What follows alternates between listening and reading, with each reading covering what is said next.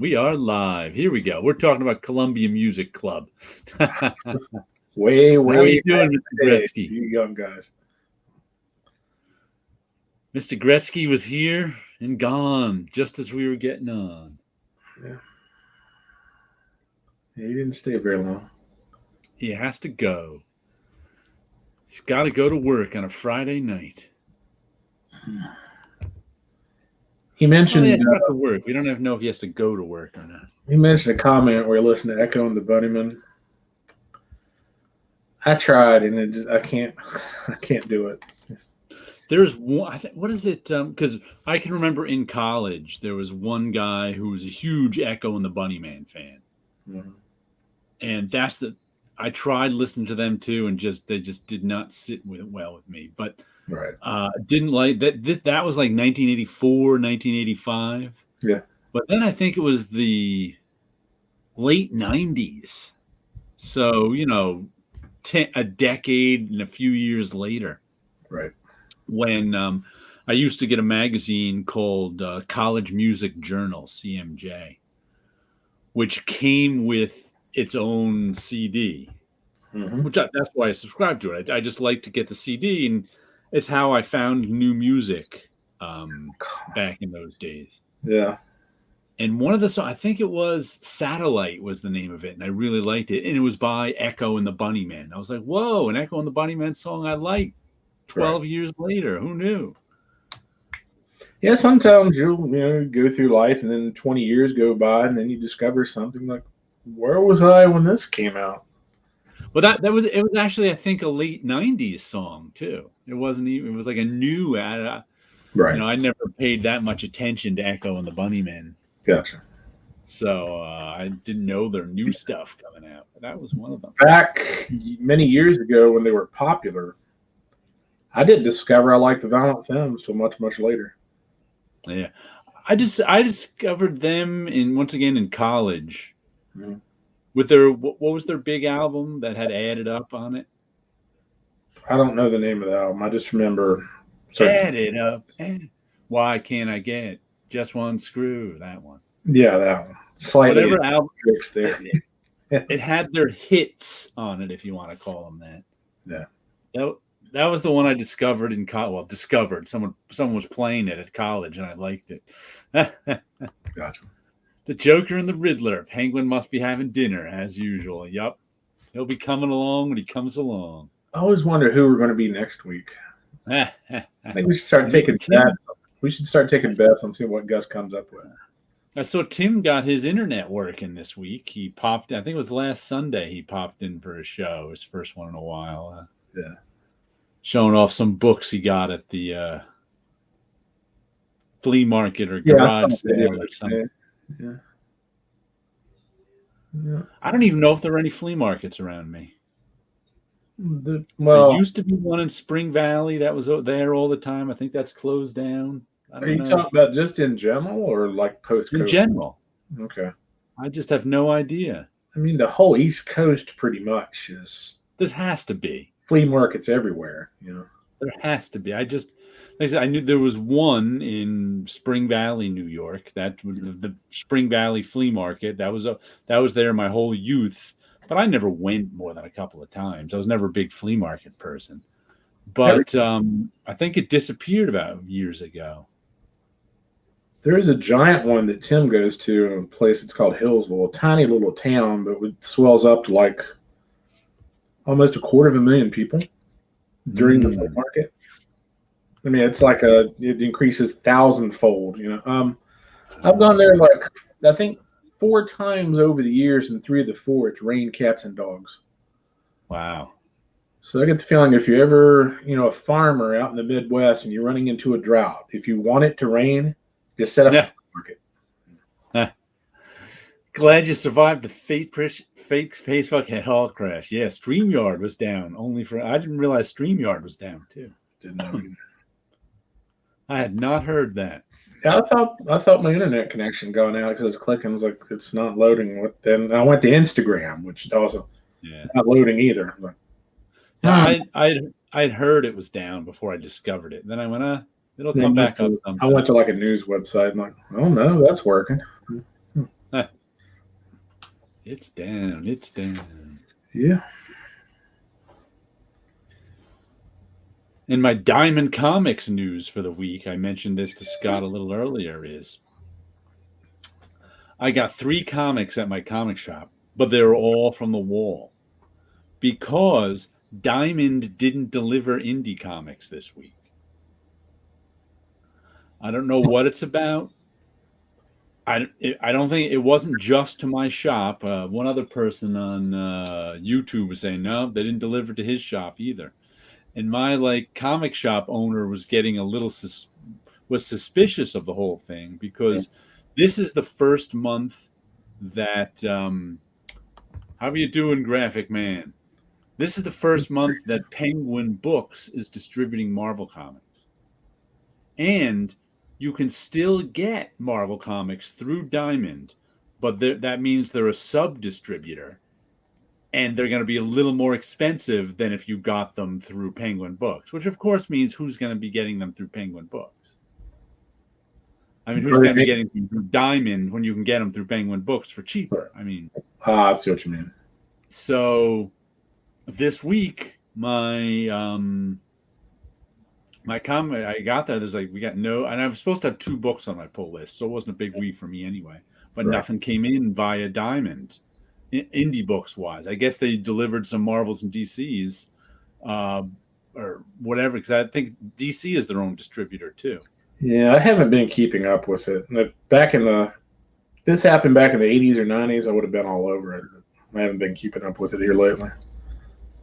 But I did discover through this too that DC distributes Scout Comics. Okay. Because the indie publisher. Because they made it to the store, Scout Comics, because DC distributes. They go through DC distributes. I was like, oh, I had no idea that they did. I didn't either. I remember getting both previews and then the Capital City magazine, the big thick ones, every month. Yep. Years and years and years ago. Looking through it and figure out what you can afford and what you can't. Placing Did you ever... that way. Did you ever see? I used to have a copy of it, but I got rid of it over the years. That really big, it was a really big, thick price guide that Comics Buyer's Guide put out in 2004, 2005. Yeah, they used to put that out on I think on an annual basis. I still have some. I'm in another room. I think only 2 or 3 of them came out. You're talking about that thick, right? Oh, it was like that big and that thick. It was 3 or 4 inches. It was a big book. Yeah, I have a few of those. There was that. Yeah, I didn't think they were out for, of course it was a lot of years ago. I could be wrong. Right.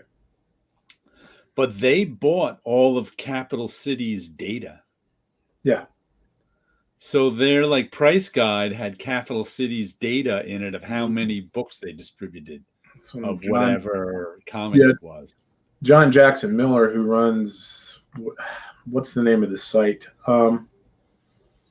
He still runs a website that deals with distribution numbers for comics. And I can't remember the name of the site because I haven't visited in a long time, but that's where he used to work. Okay. He was working at CBG. Mm-hmm. Yeah, I don't know if they're going to be getting numbers anymore for if Penguin's distributing Marvel or DC's already got their own distributors. Yeah, I don't know where Comic-Con's going to get their numbers from. Comic-Con, that's part of it. Well, I think that's where he gets his data for his site now. But it's funny because these days you have access to a lot more data and easily distributed data. But there's so many more different distributors and different publishers to work with that I'm not sure that you really get a really good picture of a really good grasp of the whole picture. And I don't know if they give it out. That's true too. Or how accurate numbers are if they do give them out. Because no one gives out their digital numbers. Right. Because then why would they? They don't have to. So, would they have to give out, would they have to, I don't know why, Diamond would have to disclose their numbers either. Or I don't know why Comic-Con would get any numbers whatsoever, from where. And maybe for tax purposes. Yeah, who knows? Could be. they used to have to do it for first class mailing purposes. I've read more than once that the numbers that were attributed to Marvel and DC back in the 70s and 80s were not anywhere near accurate. Just kind of made them up. That looks good. I'll write that down. Yeah. Well, I know all that affidavit return fraud that was going on in the early 70s. The distributors were just writing down, the crooked ones were just writing down whatever numbers and selling stuff off the back of the truck, out the back of the truck. Selling books that had the covers stripped. Yeah. Well, that was earlier. That was when you had to rip the cover off or rip the logo off and send it back. The affidavit return period was like the early 70s when you just had to sign an affidavit that said, we destroyed these books. Gotcha. Of course they didn't. Some crooked distributor isn't going to care that he has to sign an affidavit. He's just going to sign it. Right. Crooked distributors. Yeah, didn't from what I understand, the early distributors had a lot of mob ties too. Yeah. Well, that's right. I always found it fascinating. I wish I still had the article.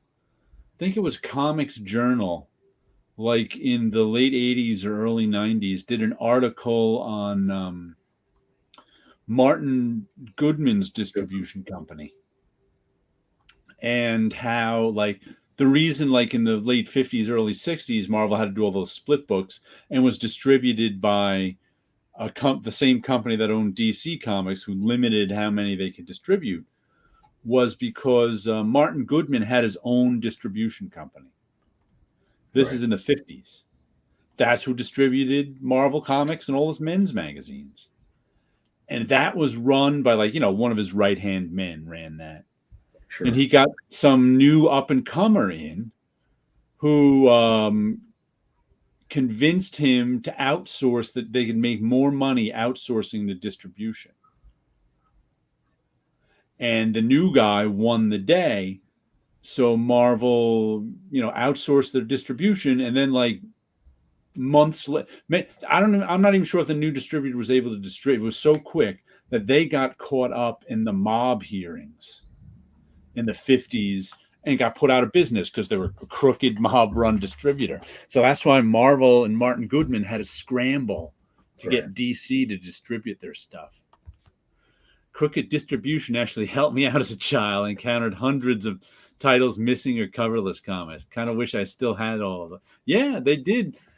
I've heard people about, maybe Silver, because I'm more of a Bronze Age baby, but the Silver Age guys are all like, you know what?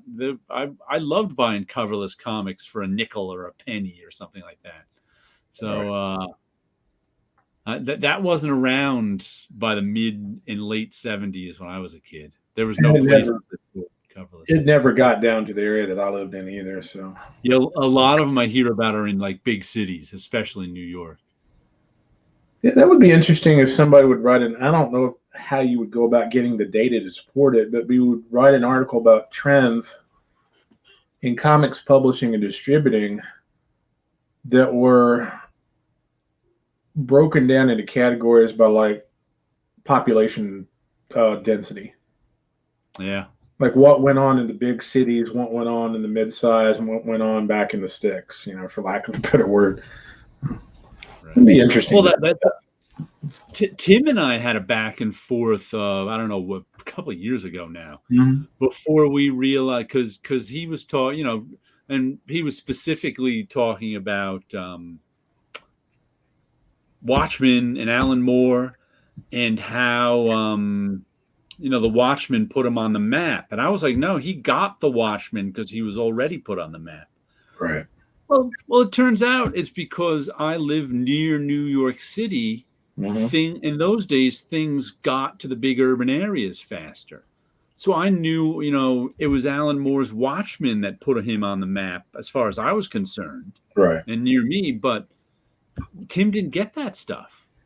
Well, we didn't get that kind of, not only did we not get the products, but we didn't get the news till exactly months later, Right. So it's like, Watchmen, was the thing that put Alan Moore on the map for a huge section of the country. But for another section, Well, plus he most was people already back then, unless you're a hardcore comics fan, didn't even know who Alan Moore was before Watchmen. right. And I often think back and I try to I'm not sure where I got. Hold on, let me move this phone. Okay. Graphic Man, I hope you got a discount on those coverless comics. I'd hate to have to pay full price for those.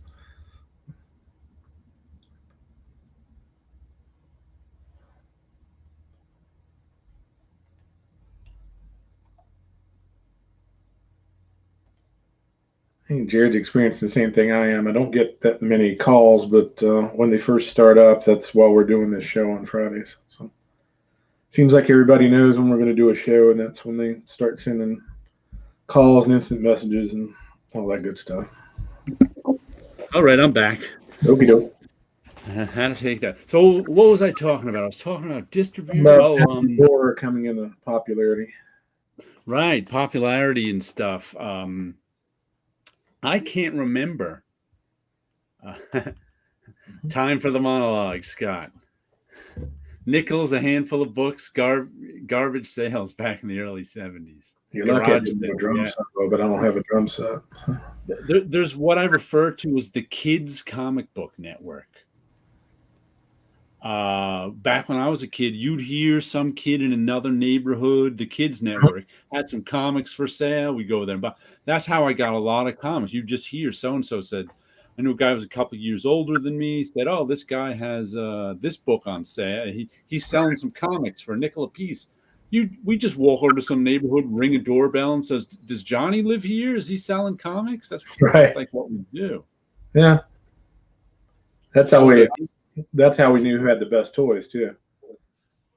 But I'm trying to remember. It's like I always think back to like stuff like I first heard of when Saga of the Swamp Thing first came out, which was the name of the second series, which I forget who was writing and drawing it. Wasn't Steve Bissett drawing it?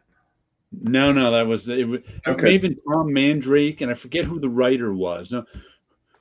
Let's see if Paolo remembers. Who was the writer, the first writer on Saga of the Swamp Thing? Marty Pasco? Marty Pascal. I think that was it. And it was fairly. I remember that was because that was, I don't remember what year that was. Around 1980, 1981. And I had heard about the Swamp Thing, because you always hear, the classic Swamp Thing run by Bernie Wrightson, and who wrote that? Roy Thomas, was it or no? Len Wein. I'd hear about that all the time. It would be mentioned all the time, like in comics, but there was no place to get it. I couldn't read it. So a new Swamp Thing was coming out. I was like, oh, cool.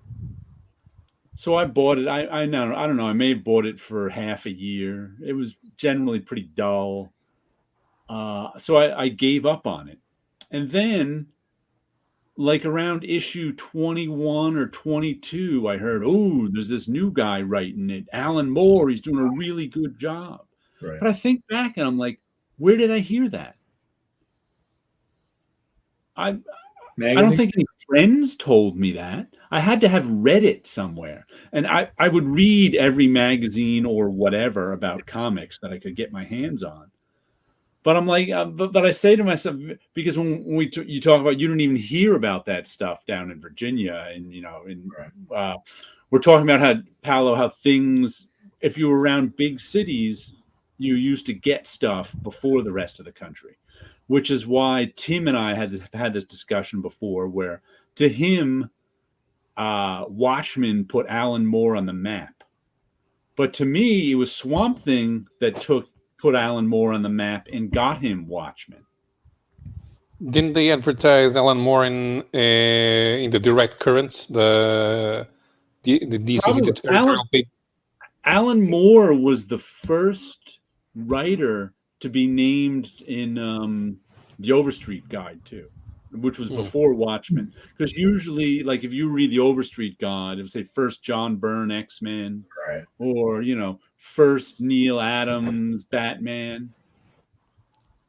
First time a writer was noted in there was at first Alan Moore Swamp Thing. And that was like a big deal. Like, whoa, that he was the first writer to drive up the price of back issues. So that's how he was on the map for me. But like I said, I don't know where. It must have been in like Amazing Heroes or some, and I don't even know if I was getting that on the regular in like 1981, or did I just happen to be able to read it? So I had to have read it somewhere that Alan Moore was on this, because like I said, I think the first Alan Moore Swamp Thing I picked up was around issue 22 or 23. So word got out pretty quickly that Alan Moore was doing a nice job on the Swamp Thing.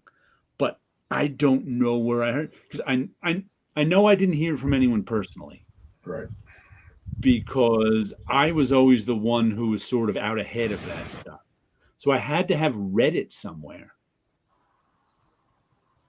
I'm not exactly sure where I read it. That's the funny part. I can't remember. Yeah. I can't remember what magazines about comics I was getting in like 1981. Because Comics Interview? Comics Interview, I don't think I ever bought that one really. Because my local LCS opened in 1981 when I was 15.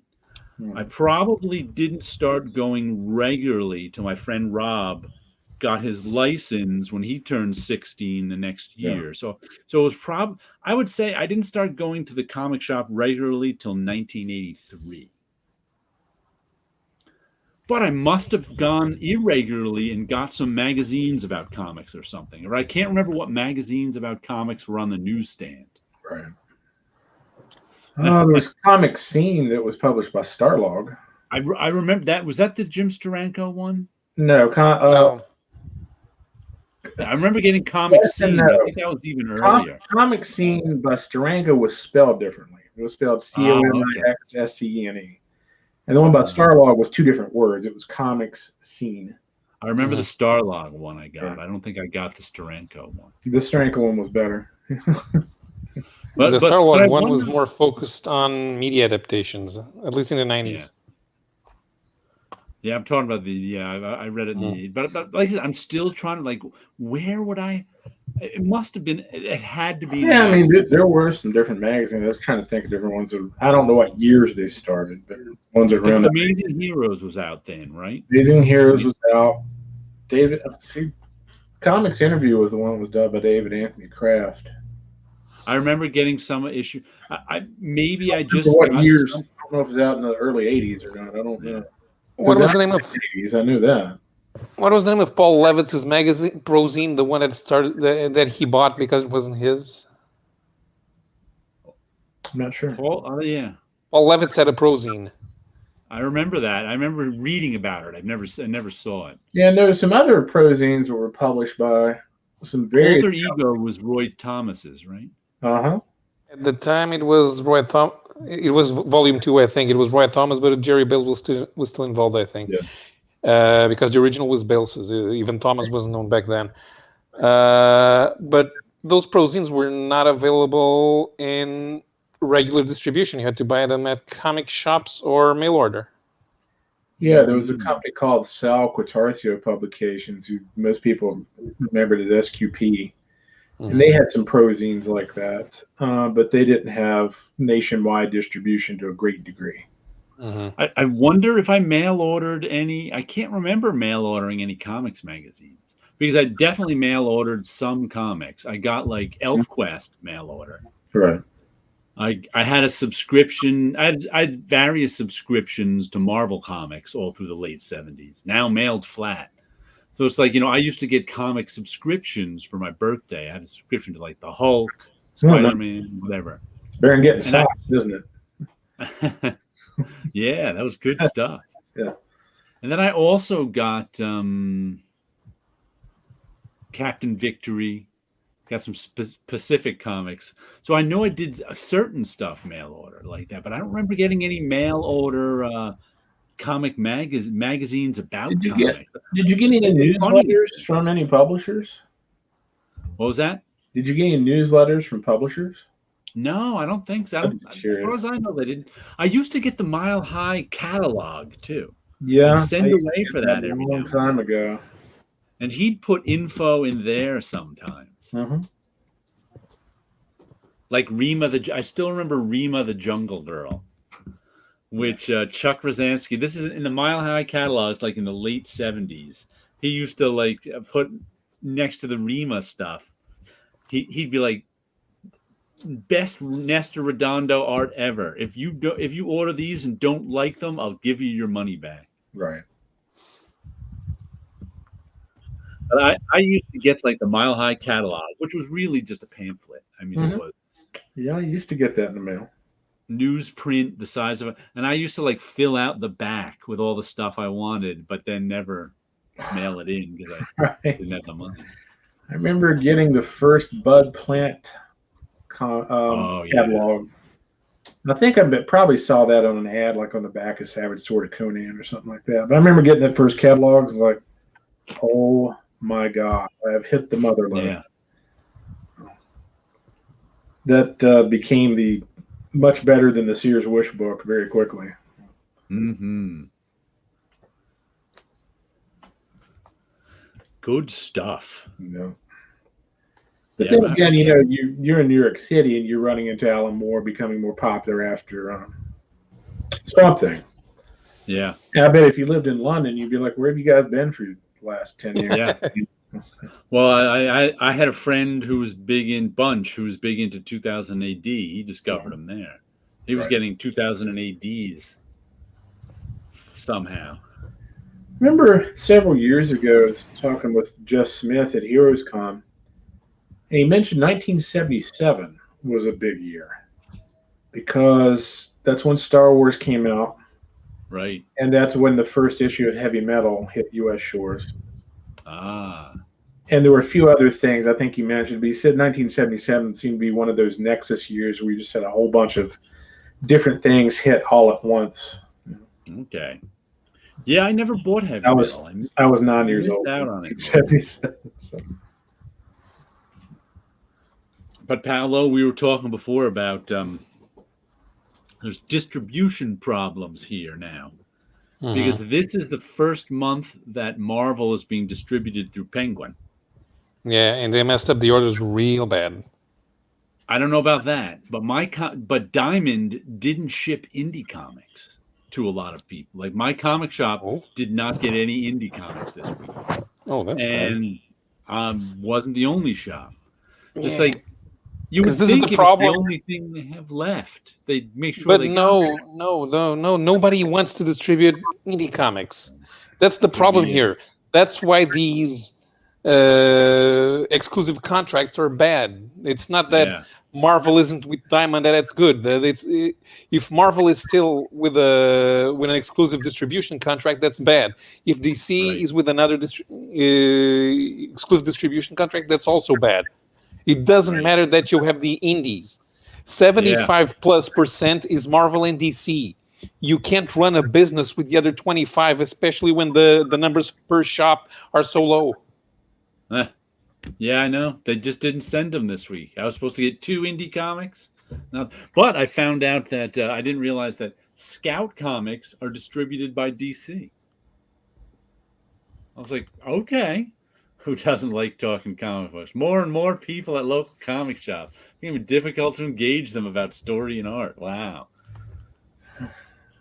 Not me. I stand there and talk to people whether they want to hear me or not. Bud Plant opened up the comic world for those of us living in small towns without comic shop. Yeah, Not only the sure comic did. world, but just fantasy and science fiction art in general. I was like, when I Yeah, first he got had that first it all. catalog, I was like, "Ooh, yes, send me more." But the one Scout comic I picked up this week because I wanted to buy something, even though they never was Night of the Cadillacs. I can't even remember what it was about, and I read it 2 days ago. Sounds I like was looking for something to buy. I flipped it open. The art was kind of cool. But this, I don't know, the story was about this woman running through town with all these gangs after her or something. I don't know. It very much seemed like what the kayfabe guys would call an outlaw comic. In that, it really wasn't that professionally done. That's what they were trying. They were, trying to make a comic. They were going by the seat of their pants. It wasn't terrible. I think just due to the digital age, like outlaw comics of the 2021s look a lot better than the 1980s. Sure. I mean, you just can't put that badly drawn a comic out anymore. I think the drawing on this is solidly okay. And of course, the color makes up for a lot of it. But in the end, I don't even remember what it was about. I was getting ready to say it doesn't sound like it made much of an impression on you. No, and the cover is very bland too. I mean, the interior art is more interesting than the bland cover. That reminds me of like one of those X-Files covers that Topps used to do. Right. What was that woman's name who did them? Miriam Kim or something? Oh, I can't remember. Oh no. But yeah, that was the same woman. She did a lot of covers in that era. I mean, it just seems like there'd be a logo up top, then there'd be some full figured, good Lord, not fat people. Full figure drawings in the background and like a couple of headshots in the foreground. Right. There'd be a lot of sort of cut and paste nebulous fog effect on it. I sold my X-Files comics a couple of years ago. I had the complete run of the Topps X-Files, the main series. Right. And they were really not that good. I never read any of the X-Files. What's his name? Charles Adler, the Walking Dead guy, drew a lot of them. Okay. And he was not as good in the X-Files as he was in the Walking Dead. And since they were a licensed book, the licensor didn't like a lot of Charles Adler's art likenesses. They cut and pasted a lot of heads on the artwork. Krusty Bunkers Part 2, huh? It was generally not very good. I mean, it was okay. I mean, I bought, all 42 issues of it, but it's not like I was buying a ton of other stuff when it came out. Right. And then it was just a few years ago. I was like, you know what? I wonder if somebody wants these on eBay, and someone did. Mm-hmm. I didn't realize until many years later that Vince Gilligan, who wrote Breaking Bad, did a lot of writing on the X-Files. Yeah, I've seen a couple of episodes at least. I know I've seen some stuff about him. But there are a few really good X-Files comics when there was only a handful of them. There was a different X-Files series also by Topps, but they were like double-sized comics, and they were actually adapting the episodes. Okay. And those were pretty well done. Jared, did you pick up a comic called Eden? I didn't see it at my comic shop. I did, but it came out a while ago. What I did, I'll show you. I'll start with this one. This one came out last week, 10 Years Until Death. And this one came out these are graphic novel sized. They're one-shots by Aftershock. $7, 40 pages. And I kind of want to. I bought one. I bought God of Tremors like a month ago, written by Peter Milligan. I forget who did the art. I didn't know his name, and I liked that one. And it's kind of like they're graphic novels, or half the page count of like a European graphic novel. So I'm like, you know what? I want to try one because they're done in ones, and like I said, they're $7, so it's not. I like the oversizedness, and but this one came out a while ago, and I passed on this one because it was written by Colin Bunn, and not that I dislike Colin Bunn's writing, I just haven't read anything by him that has made me want to pick up more Colin Bunn. I've probably only read a few of his comics, but this week, since Diamond didn't deliver any of my comics, and I actually saw this one, 10 Years to Death, last week, and I was like, oh, maybe I'll pick that up. But I had 11 comics last week. I was like, I'll get it next week if it's a small week. And since there was nothing, and I said, you know what, maybe I'll buy this Colin Bunn one too. And I'm glad I did. Like I said, I don't know if these have months up, but I think this one may have come out 6 months ago, Gore. It's been sitting at my comic shop. Oh, not 6 months ago, May 2021. So a few months ago. That's probably why you didn't see it. But who's the art on this one? Dalibor Talajic, J-I-C with an accent. Talajic. Talajic. Talajic. Talajic. Talajic. Yeah. But this guy is good. He has probably, his storytelling was solid, but his composition, no, it was really amazing. His gestures and his composition. Just the way he composes a panel is beautiful. I couldn't tell. I think he's using photo reference. I'm not 100% sure. He's either done a lot of figure drawing or he's using photo reference, but he's really, really good at using photo reference. Because one of the things about people who use photo reference is that often it's the photos that stink. When you photo reference from a terrible photo, But just like all of his characters he drew have gestures to them. Like even something like there's one where they all like even something like this where they're all just sitting there like looking at him kind of going, "What's up, dude?" They all have their own little gesture going on. And it's like all of his figure work, no matter what the panel, has a little gesture going on to it. And just panels like, that him sitting in his tattoo shop, just wonderfully composed panel. There she is on her, just his composition, his individual I'm not talking about like the graphic storytelling. I'm just talking about like individual panel composition. It was just blew me away. I was like, wow. Something I just noticed on that one image that you showed where the guy was, at his desk and it didn't have a background on it. Mm-hmm. Yeah, that looks so much better with a solid white background, and if you tried to fill it in with another color. Yeah, he did. Almost everything worked. Like, one of the things that always annoys me about artists is when they stick hands in panels. I've known artists who want to show off that they can draw hands, and they think it adds expression. And I'm like, no, it didn't add any expression. You have a hand jammed into a panel.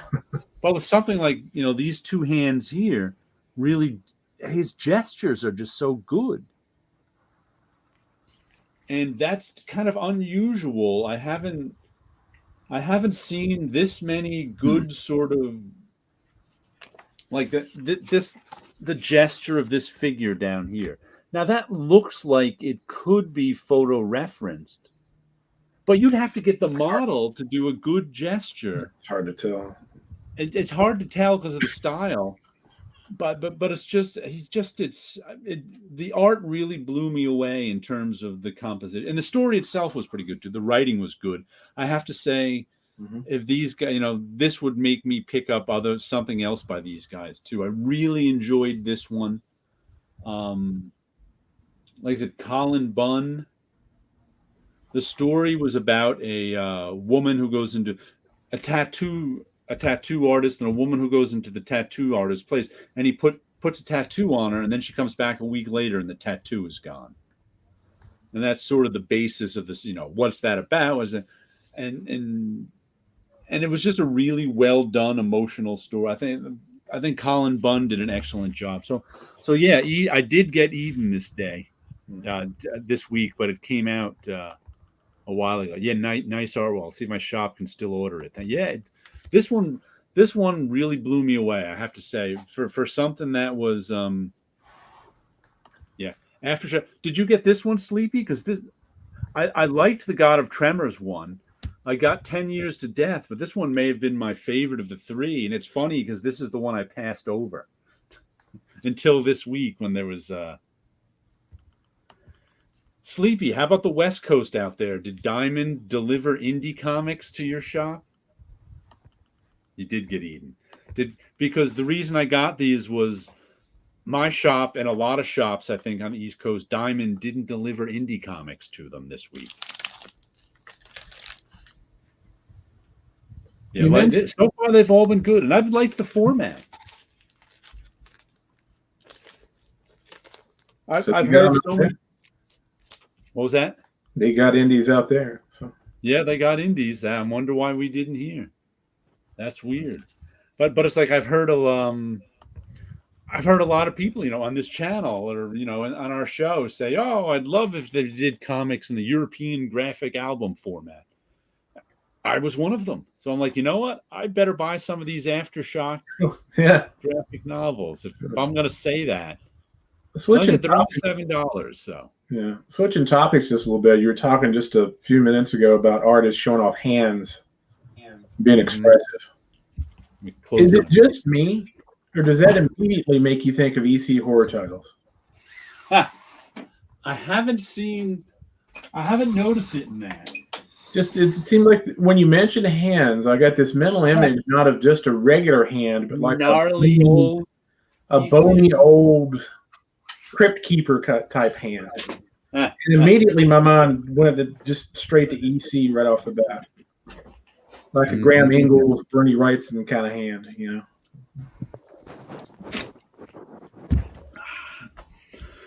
And the other one I got, this one Sleepy reviewed on his channel, 10 Years to Death.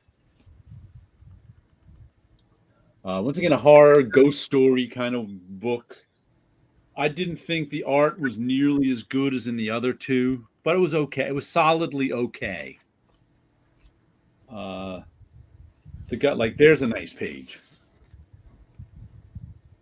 It was one of those books where there was a nice page. It was uneven. Every time I'd go, I don't know if I like this guy. Then he'd give me a good bit. Like there's a mediocre page. So yeah, I've read a few comics like that where it's like mostly serviceable art, and every once in a blue moon you get something that's like, whoa, he really put some time into that one. Yeah, and I also read it right after Eden, where the guy blew me away with his compositional work. So that made it a little too. Yeah, the format is nice. That's why I was like, you know what, I better. And I complain about square-bound comics, but I'm okay with square-bound graphic novels. Magazine size square-bound is okay with me. Comic book size square-bound. Yeah, the art was neat, but the story. Yeah, the story was pretty good. I enjoyed the story. And 10 Years to Death. Who's doing this one? This one is Aaron Douglas and Cliff Richards. And Aaron Douglas is a writer. I mean, is a actor, Chief from the iconic television series Battlestar Galactica. Okay. But yeah, it was fun getting him in that format. Yeah, it's funny. I remember the actors from the original Battlestar Galactica better than the remake series. Chief. Don't remember. I have a vague memory for some reason. I know what he looks like, but I can't picture him. I keep picturing Chief from Next Generation, the guy who ran the the Chief their chief O'Brien? engineer. You talk about Miles Chief O'Brien. O'Brien. Yeah, that's Yeah. I don't know why I keep picturing him call because him. it's not him. Yeah. I don't remember the Battlestar Galactica cast beyond the three main people. I can almost matter of fact, I think he ended up being one of the Cylons or something. In the reboot. In the reboot, yeah. Hmm. I found the reboot alternately good and a train wreck. Alternately good and a train wreck. I remember when the original came on, I begged Mom. She didn't have any qualms about me watching it anyways, but I was like, begging Mom, I gotta watch the show, gotta watch the show, gotta watch the show. And I probably blinked 5 times while it was on, watching it from about 3 feet away from the TV. Not me. I was so excited about that show. Oh, cool! I gotta watch this show. Gotta watch. And I watched it, and I was bored to death. I wasn't. I loved it. I did not. What year did Battlestar Galactica come out? The original. 79. 79. So I was probably 13. Maybe 80, 79. No, Galactica 1980. Yeah, it must have been 70. It was either 78 or 79. So it had to be 78 because there were 2 seasons, right? Thanks. Or was it just the one? I can't remember. But either way, I was just so disappointed by it. I was like, I expected excitement, and I got slow moving everything. I also remember getting a Marvel magazine that had a poster you could pull out of the middle. I remember getting that. I may still have that in a box somewhere. Which brings me to, hold on, what year is it? 1979. We are going to do a rip, read, and slab. Because we have... From our RRS feed. Hey, where'd it go? Is it not in the same space? It's not in the same space. Let me fix that. Hello, Terrence.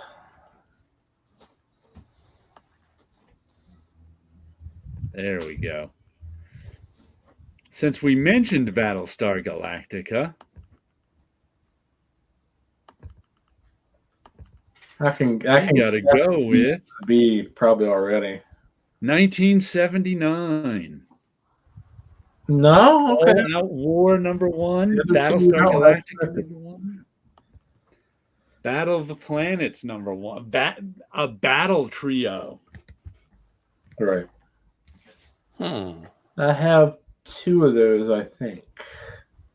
I've got none of them. I've got Battlestar Galactica. I think I have the All Out War as well. I didn't even know that Battle of the Planets existed. Yeah. In 1979? Yeah, 1979. That's from Gold Key. It was like a lot of other Gold Key comics. The covers were much, much better than the interiors. Yeah, but here you have the original manga and anime to. I'm not sure if there was a manga, but the original anime to derive art from. So it wouldn't be difficult to have promo. But back then, none of us that were watching that show as kids, none of us realized that it was repurposed from the Gotchaman series from Japan. We thought Battle of the Planets was its own. You know, we knew the characters under different names than the Gotchaman characters. So. I'm surprised that Gold Key was still launching new series in 1979. Yeah, they also did a Buck Rogers comic when the series came out. Beady. What's up, Buck?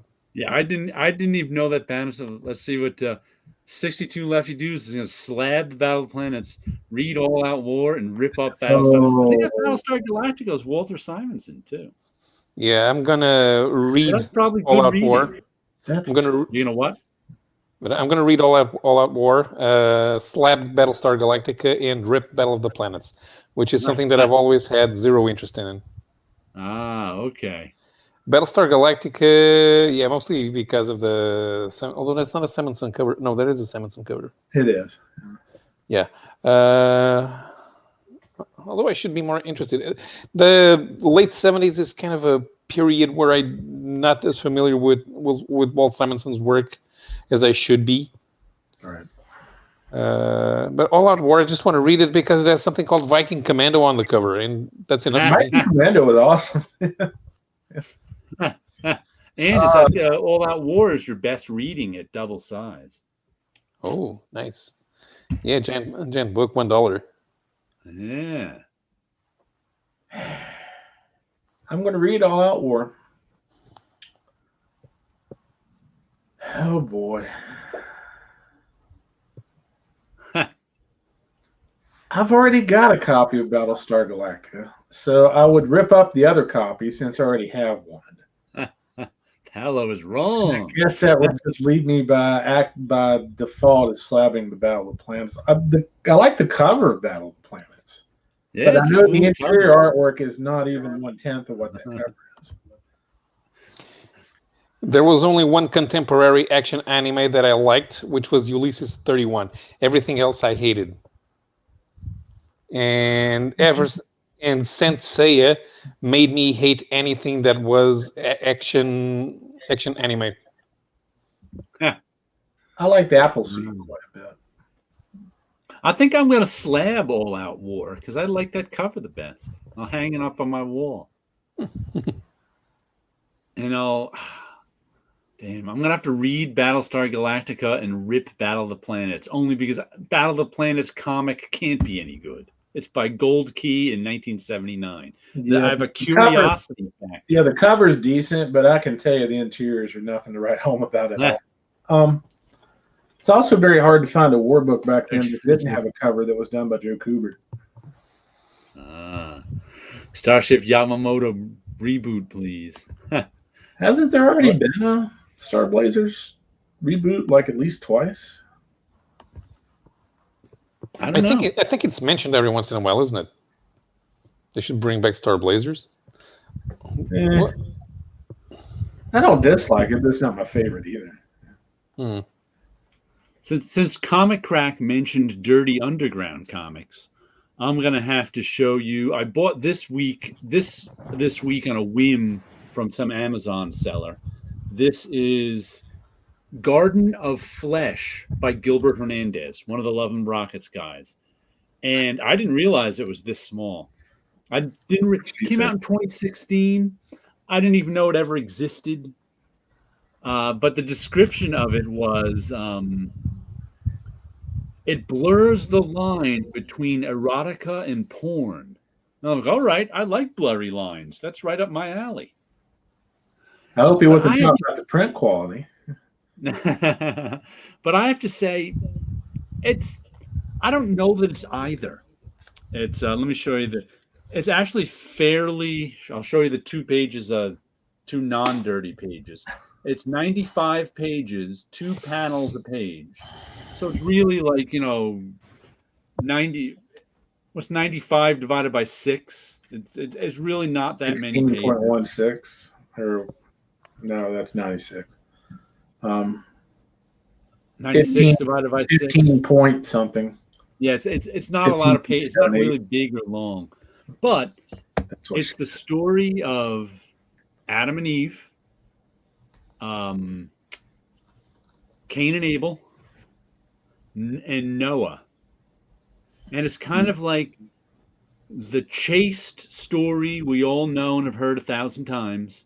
Plus, here's all the sex they must have been having, because they're populating the world, right?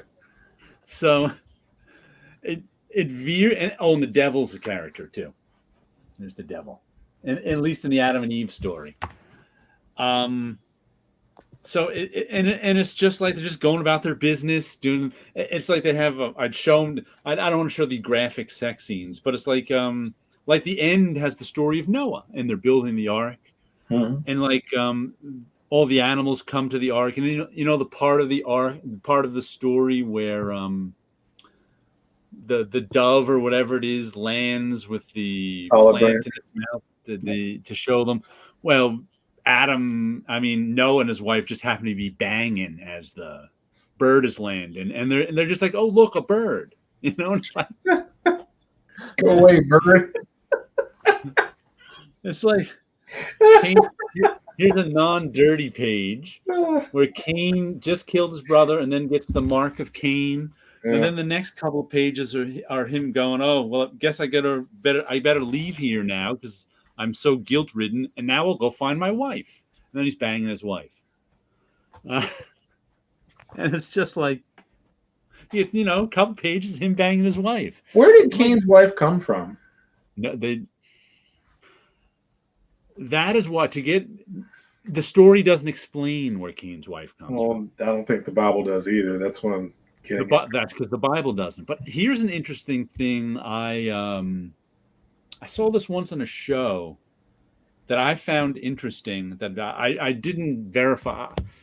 He was saying the person who was doing the show, it was one of those search for the Garden of Eden shows.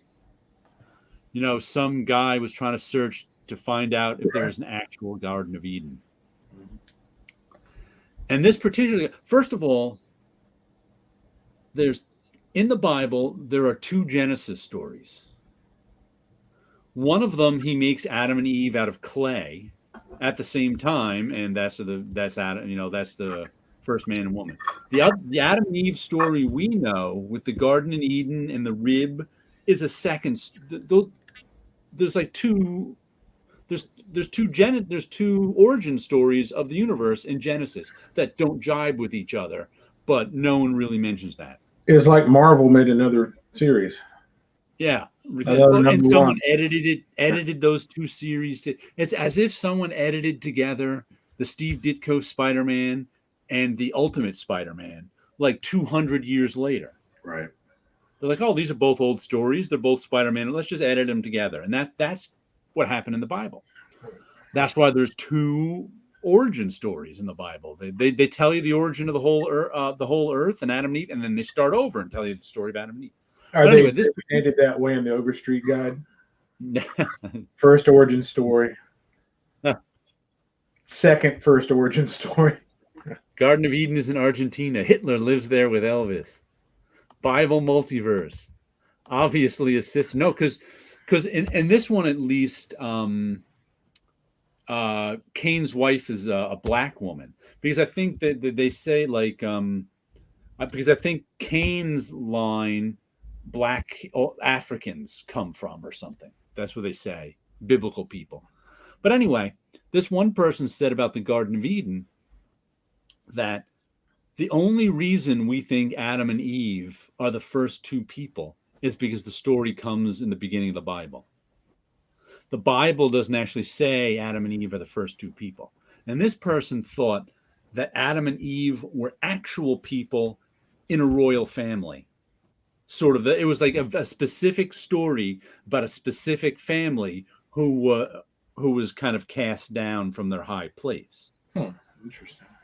And if you believe that, then if you don't believe that Adam and Eve are the first people, then explaining where Cain's wife comes from is a little easier because there are other people around. 1,000% easier. Because otherwise, where does Cain's wife come from? They never mentioned she came from Adam and Eve. She just, he just went somewhere else and found a wife. Well, that would have to be his sister. Yeah. So, unless one is a Capulet and the other is a Montague. But yeah, that good. I really enjoyed this. I had it also because the art was small. I don't think it was Beto's best drawing, but it was solid. But I don't know that the sex scenes are erotic or pornographic. They're just kind of there. Yeah. I mean, I like them, and it's like I can't figure out why Noah goes into town to get his wife, and I'll cover. And his wife is like really light-skinned and wearing a veil the whole time. I'm like, who's she supposed to be? I don't know. But like by the time Noah's around, there's plenty of people everywhere, and I don't think he was that many begats from Adam. There was a lot of begetting going on back then. Yeah, that's where they were showing you all the begatting. But I really enjoyed the silly little book. It was like $13. I like that. I bought it on a whim off of Amazon, just because I'd never heard it. And I was like, you know what? I feel like a book. I bought the Puma Blues the week before, sort of on a whim, which I'll have to. I finished. I really enjoyed. Last week I showed you how I fixed the spine by shoving a hacksaw blade up it. I actually read this whole thing, and this is what I was reading most of the week, comic book wise. But I really enjoyed revisiting this, except for Dave Sims' introduction. If you buy this, just skip it, unless you want some of Dave Sims' crazy religiosity. But it was real. Have you guys ever read Puma Blues? Nope. I know about it, but I haven't read it. It was kind of interesting too to see. And first of all, it took place in. I mean, it was done from like 85 to 89. Mm-hmm. And it was kind of it was their kind of both of them their earliest work. So it really changes from the beginning to the end. I think this is like 22 issues plus a new ending. So you see a lot of evolution of their work as time goes by. You see a lot of evolution of your work, and you kind of actually see the work change too. Because in the beginning, it's very much a sci-fi story. Mm-hmm. It's very much about environmental and nuclear anxiety. Gotcha. It would fit right in with today's Generation Z crowd, who have grown up with a lot of environmental anxiety. This may be the first environmental anxiety work in any medium I can think of right now. I don't know any others. Dude. Because it's in the beginning of the story, like the beginning of the story is much more sort of traditional, maybe sci-fi story with that's juggling a lot of elements. But by the end of it, by issues like 15 through 20, it becomes much more personal, and it's about the main character and his journey through sort of this environmental and nuclear anxiety. And from the who is it? At the end, which you might want to read at the beginning too, if you read this. Acts of Faith, Akoda. Who wrote this? It was Veitch or one of those guys from one of those taboo guys from Bissett. It was. No, Steve Bissett wrote. Okay. He wrote it, and it's a good 10 pages back here, talking about the Puma Blues and how it came up. And he was talking how the writer is Stephen Murphy and the artist is Michael Zulli. How a lot of this was personal to the writer, Stephen Murphy. Oh. And it really gets more personal at the end as you get like there's a whole issue dedicated to the lead character whose name I forget. He gets on his motorcycle and does a tour of the Nevada bomb sites where they tested the nuclear bombs. Right. And that's really all about his nuclear anxiety. And Murphy did that same tour, I think, he said years before. So like he semi-autobiographical. Right. And there was also, I think, the lead character is dealing with the death of his father. And one of the ways he's dealing with it, especially at the beginning, is his father made these VCR tapes.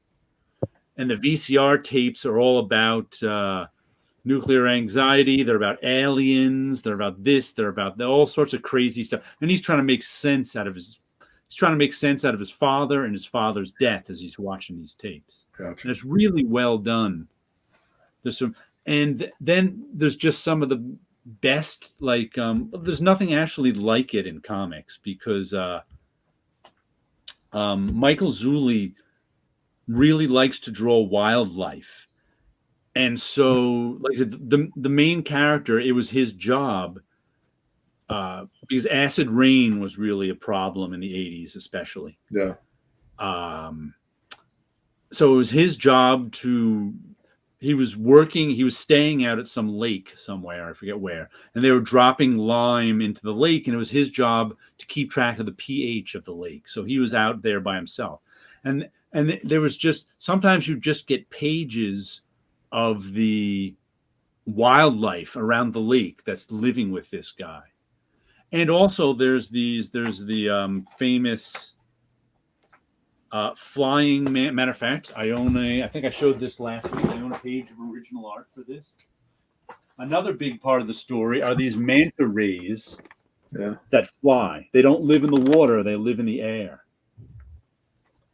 There's going off on a tangent, there's a recurring motif in science fiction with flying whales. Not in the water, but just through the sky. Mm-hmm. Neurotic 80s, yeah. Puma Blues is excellent. I have it in singles. So do I. Michael Zulli drew some of the strange.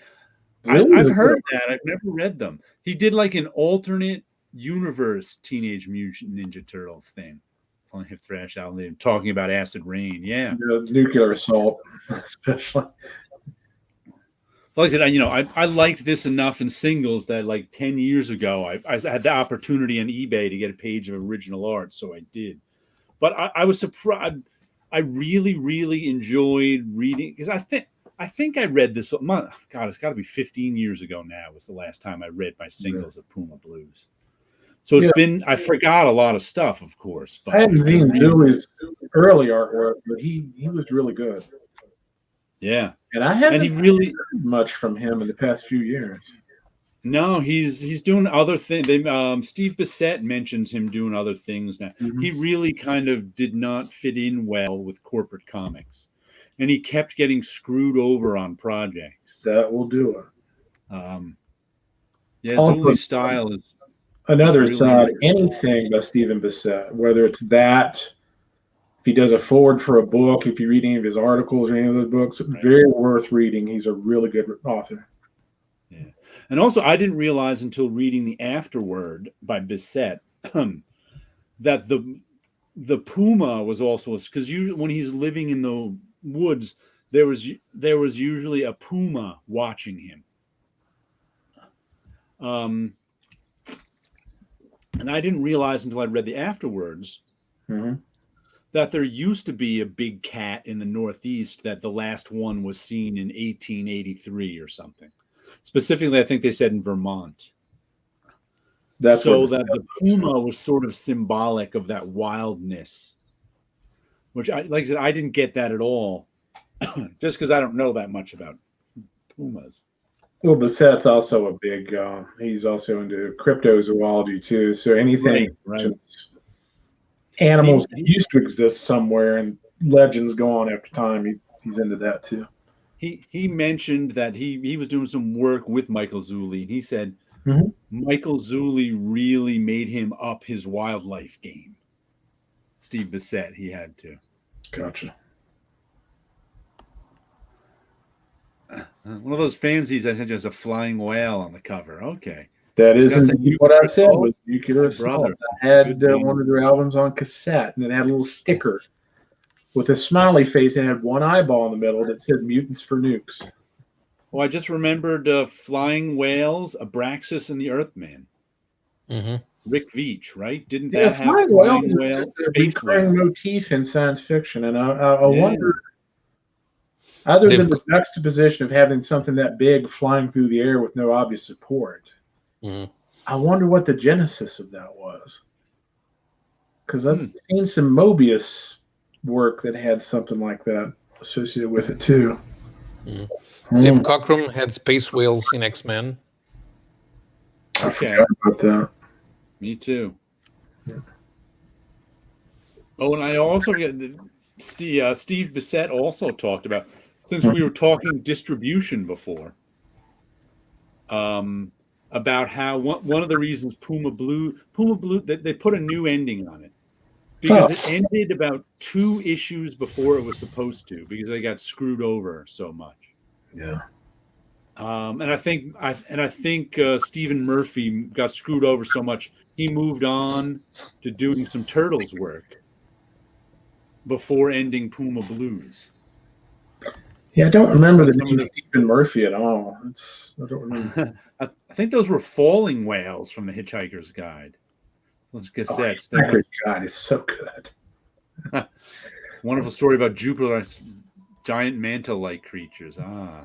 Discworld's turtle.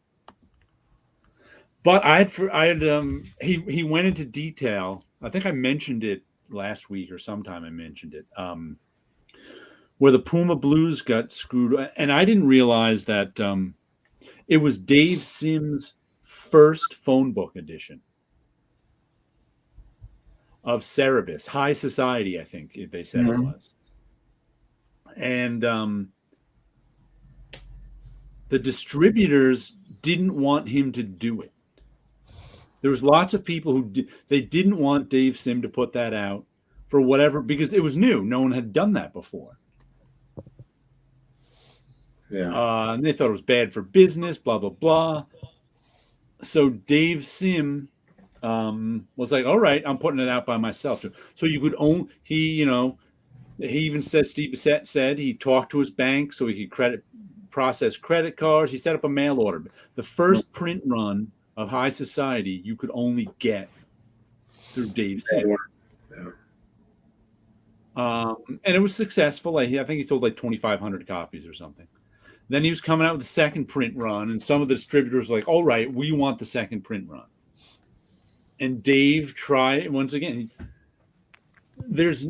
I've said this before, but there's no negotiation in comics a lot. Right. They didn't want to negotiate because he was like, okay, but you're going to have to give me so much money. They're like, no. This is our deal. Take it or leave it. And he's like, well, I'll leave it. Yeah. And they were mad at him for not giving him the comics at their terms.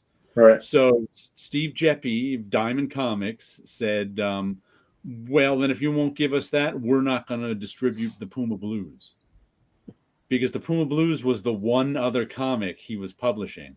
Right. And of course, the Puma Blues guys got screwed over completely because they're like, all of a sudden their book wasn't being carried by the biggest distributor. So then I think they had to move to Tundra. Yeah. And then that collapsed eventually. So that's why the end of Puma Blues never happened until this book.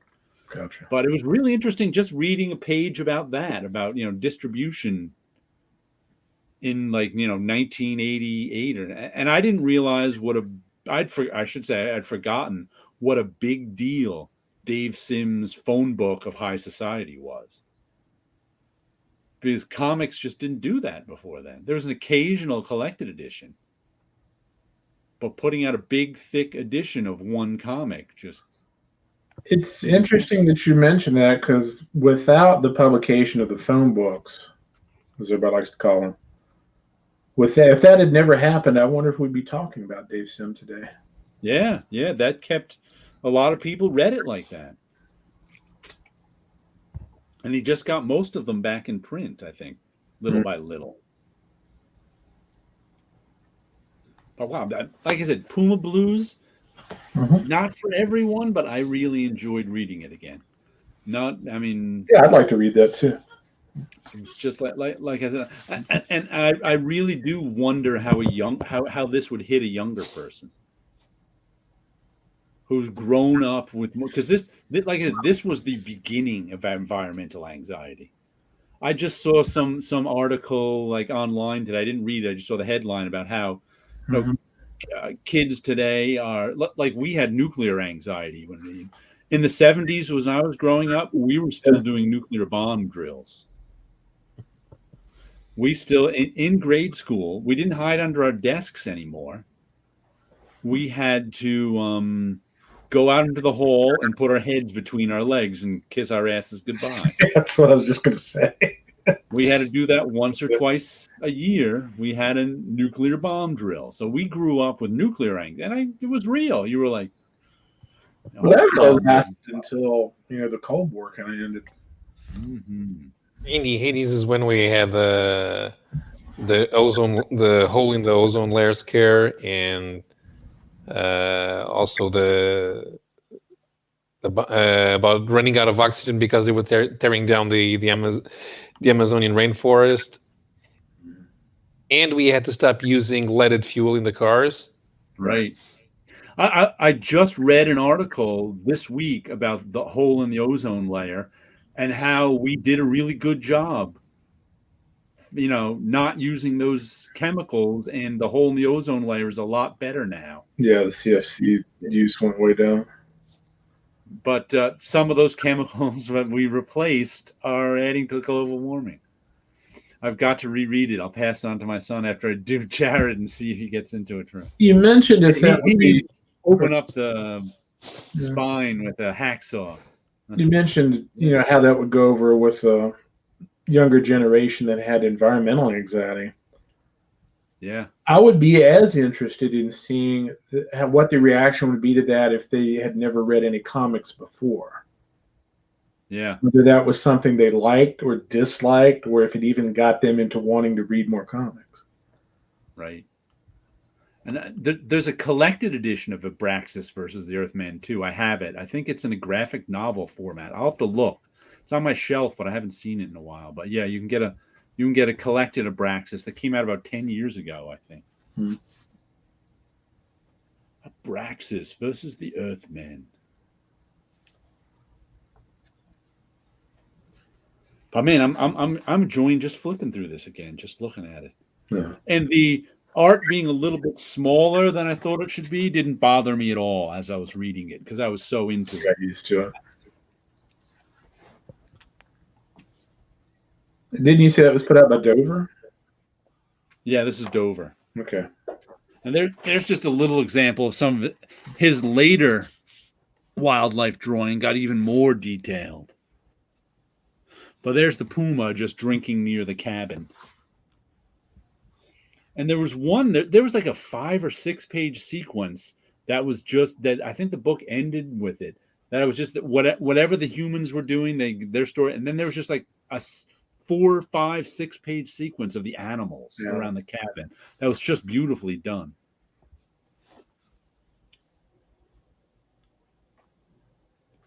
And also, like, a lot of the early story, the plot lines are just abandoned too. There's no, like, there were the flying manta rays, which were really just symbolic. There were some government people there who were researching them. They never found out much about them. Besides, the water was too acidic for them to live in, so they got out of the water. His son is already a fast evolution. GV will do. Sims is amazing talent, but his attitude of women is pretty. See, I've said this before. Cancel culture grounds. Yeah, I don't think his attitude. I was just saying that I don't think his attitude towards women is any worse than the rest of the religious nuts in our world, which means it's not good. But his religious nut. But I think Sim is scapegoated. Because of his attitudes towards women, because he's an easy target. He doesn't believe anything that your local holy person does believe. I mean, he believes the same thing that the local Catholic, Protestant, Muslim, whatever church believes. From what I understand, I'm not saying it's from good. what I understand, your line of thought is that his misogyny is driven by his religious beliefs. Is that correct? Yes, it's definitely. He's a religious nut. And see, I was far more aware of his misogyny before anybody said anything that he was religious nuts. Well, that's because people don't attack religion. I think people call him a misogynist and attack him because he's an easy target. You can't call your local. He brings it on himself sometimes too. What was that? He kind of brings it on himself sometimes. Oh, I'm not saying he doesn't deserve it. That's not what I'm saying. I'm just saying he's scapegoated. People don't attack their local religion. People don't attack their priest. Gotcha. Who believes the same stuff, because there would be a price to pay for that. Right. If you point out that, you can point out that the Pope does something wrong, but to point out that your local church does the same stuff, you'll get in trouble for that. So nobody does. That's why I think here, I'll point out, he's an overall religious nut. This is, which doesn't mean everything he has to say is wrong. But just when he says, here's the part I'll read you. Dave Sim does the introduction to this. Yeah. I would have to thought he hates religion from the church. No, well, no, it was later on he found religion. He didn't find religion till 3/4 of the way through Cerebus. He wasn't that religious early on. Comic Tropes is a great video on Sims, worth checking out. But here's the point. He was the original publisher on Puma Blues. And like I said, this book is very much about environmental and nuclear anxiety. And he spends half his introduction telling you that he doesn't believe in the environment. First, he doesn't believe in like environmental anxiety. First of all, he tells you that God made the environment so complex that we mere humans couldn't possibly begin to understand how it works. So everything's going to be okay. God made it. And it's like, generations of people haven't been studying the environment to figure out how things work. He just completely hand waves that. And then he ends with, this is, like I said, this part right here. Where is it? Planet Earth is God paid, or Oh, take the BP oil spill, the British petroleum oil spill that happened in the Gulf of Mexico, 2014. And this was written in like 2015. Millions and millions of gallons of oil washed up on the Gulf beaches. A couple of years later, clean as a whistle. Why? Because God designed and created the tidal forces that regularly scrub those shorelines clean. Like it wasn't thousands and thousands of people working to clean the shoreline. Like BP didn't have to pay hundreds of millions for cleanup. Like they didn't have to send divers down to the bottom of the ocean to cap the oil well. No, God did it. And it's like stuff like that where you're like, where does he get this misconception that it's, meticulously clean right now? It's not. I know. It's cleaner than it used to be. True. Yes. Yeah. There's huge blobs of oil still floating around the Gulf too. They might not be on the shore, but there's so it's just stuff like that. Like that's his overall religiousness. It was the stuff he said about women that got him in trouble, but it's like saying something that dumb won't get him in trouble, like saying women should stay in the kitchen. I can just imagine what he's going to say about Fukushima. Yeah. But like that doesn't, he's still a smart guy. Right. And he's still, like I said, I try my best to separate the art from the artist, but I just read that whole thing. Oh, it just makes me go, oh, geez, don't like it. BP, God cleaned up the BP oil spill. Everything is fine. It's like BP wishes that it happened. Yeah, BP wishes God would cleaned up that oil spill. It saved them a lot of money. Yeah, read comics without reading Dave's commentary and letters page. All his issues with feminism, women don't affect this. Yeah, that was much later on. His issues with feminism and women, and I don't even say his issues with feminism and women are all misogynistic or not. A lot of them are just wrong, but some of them. But you're really not allowed to bring up conversations about women's role in society. You can bring up conversations about men's role in society all you want, but if you bring up conversations about women's role in society, you'll just get in trouble. That's what happened to him too. Besides the fact that he was wrong on a lot of his, but he's also I would call a born again horn dog. In terms of, how they sometimes say that the worst anti-smokers are people who used to be smokers. Yeah. Well, Dave Sim in his younger days was a horn dog. He spent all his time picking up women, having a good time, drinking, smoking, sleeping with as many women as he could. And then when he hit 40-something, he found God and now is completely against being a horn dog. to such an extent that he embraced this, religious misogyny, besides just embracing religion. We've never seen that happen before, have we? Yeah. So I think there's a lot of that.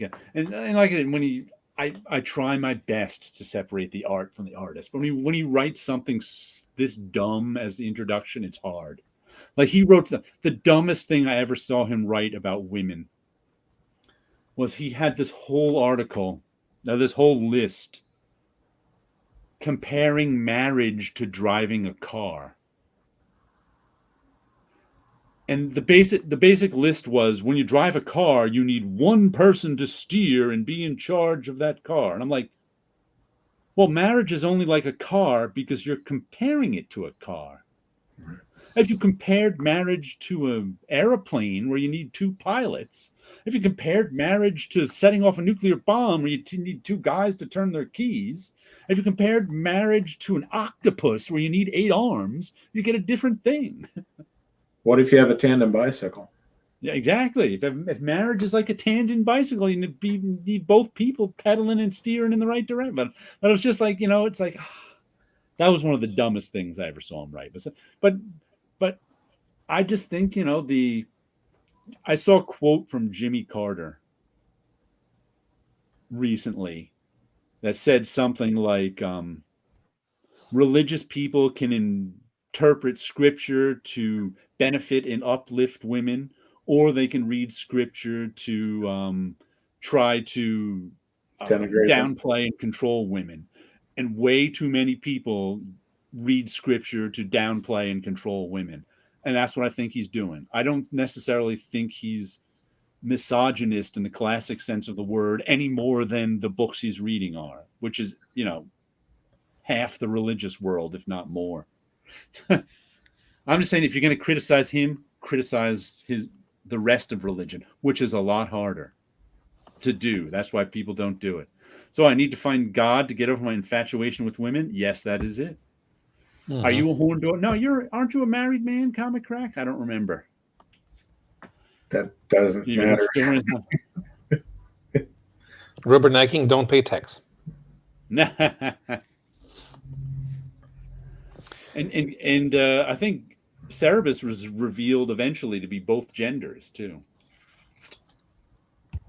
Don't know. Which is something you wouldn't think he'd do if he was really a crazy anti. Like I said, it's and he also invented his own religion. He took took the parts he liked of Judaism, Islam, and Christianity and mashed them up. Unfortunately, one of the parts he took was the part of their religion where you can oppress women, where that or at least appear. I don't think he's oppressing anyone.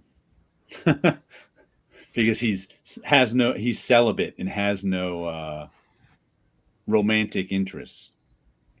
I don't think Dave Sim has any power over anyone. The people who want to read his work have no interest in it, in his personal opinions. Which is why he sure likes to give him. I don't know about that. He sure likes to give him that. Yeah, which is why it annoys me sometimes when people like to pile on him. Like I said, I'm just kind of like, leave that guy's powerless nobody. Go take on someone more powerful who actually affects the world. Like I have a hard time. Like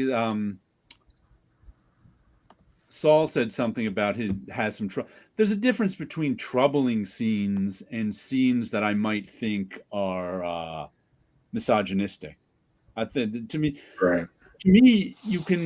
it's okay to ask questions. It's okay to criticize whatever philosophy someone has. It's okay to, but there's a difference between that and embracing a philosophy of misogyny, let's say. To question the rule, like there's one of the in Cerebus, one of the orders there is there's a matriarchy. There's also a patriarchy. To question the rule of the matriarchy is fine with me. I don't find that misogynistic in the least. Right. To actively to say women belong in the kitchen might be more you're trying to control them, misogynistic. That it might be a genuine conclusion you came to from reading your religious books, but you can interpret that another way. Well, my philosophy is I belong in the kitchen because that's where all the food is. There you go. But in hindsight, and to wrap up Puma Blues, Dave Sim had nothing to do with the content. So, and he doesn't agree with any of it. So read that one. I don't know why I'm writing this, but I'm here. I don't agree with it. Yeah. It is difficult to separate the art from the artist sometimes. It really is. Especially if the artist is still alive. Yeah, if the artist, that's why marketers love dead artists. That's why Michael Jackson sold even more records once he died, because the marketers can get a hold of them. Does anyone care that Marion Zimmer Bradley and Arthur C. Clarke were pedophiles? What was that? Arthur C. Clarke was not. Marion Zimmer Bradley and her husband were, and they were actually convicted of such. Arthur C. Clarke used to pick up 12-year-old boys in Sri Lanka. I've heard that, and I've also heard that completely. What's the word I'm looking for? Thank you. Yeah. Although a friend of mine said when he reread Prime after Gerard Jones was arrested, it's got a whole different vibe to it. Sure, I can understand that, absolutely. Yeah. Once something gets in your head, it's hard to get it out. It very much is. Planting the seed of something negative in your head is just makes you look at things different the rest of your life. Mm-hmm. Married to the best woman around. All right. I thought the crack was married. I wasn't sure. So you can't be the kind of horn dog Dave Sim was, unless you have some arrangement with your wife. I don't know. And maybe I shouldn't say this, but I will. But there's certain parties out there that hate it when you dare criticize Marion Zimmer Bradley for what her and her husband did just because she's of a certain gender. Mm-hmm. It's like, that happens. Okay. See, I want to read this all over again. I got to put it down and show you the other one I wrote. Oh, I actually, let me show you this. I'm going to start making I've always wanted to do this, but I never had. I never have. In terms of, I wanted to make videos where, like, I read a run of comics, or let's just say Negation. I want to reread the 30 issues of Negation. I want to set up a camera near me, read the comic, then turn the camera on and give you my thoughts right after I read the comic. And then turn it off and read the next issue, turn the camera on. But I never did it because it's kind of complicated to set up. So you're kind of doing reaction videos instead of music. You're doing comics. Right. Sort of right after I read the comic reaction. But a series of, they're not going to be long. Going to be a couple minutes a piece. But stitch 10 of them together, you get a 10 or 20-minute video. Right. But it's always, I never did it because it was always complicated to set up. Got to pull out my tripod. Got to have the kid. I was just like, that's too much. That'll ruin the spontaneity of it. Well, this month I actually had to get a new phone because my old 2014 Fire phone, Amazon Fire phone, which was outdated in 2015, is no longer to be supported in the network. So I got an iPhone SE, which fits in with all my other Apple stuff. So, and I had to buy a new computer in August, and they sent me with the Mac Mini, I got a free pair of earbuds too, the Apple earbuds.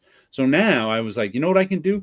So I got this little phone holder. I'm going to set it up right next to me, put the phone on it, use the earbuds as the microphone, and boom, easiest thing in the world. So I'm going to start doing that sometime whenever I get a chance to sit down and read Negation. But I think I'm finally going to do that because it's the first thing that's going to be convenient for me to do. Right.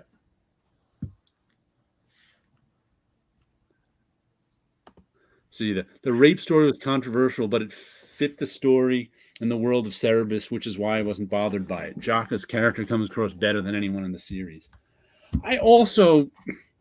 We don't know this, and it has stopped a bit in the last 20 years, I'm told, in publishing,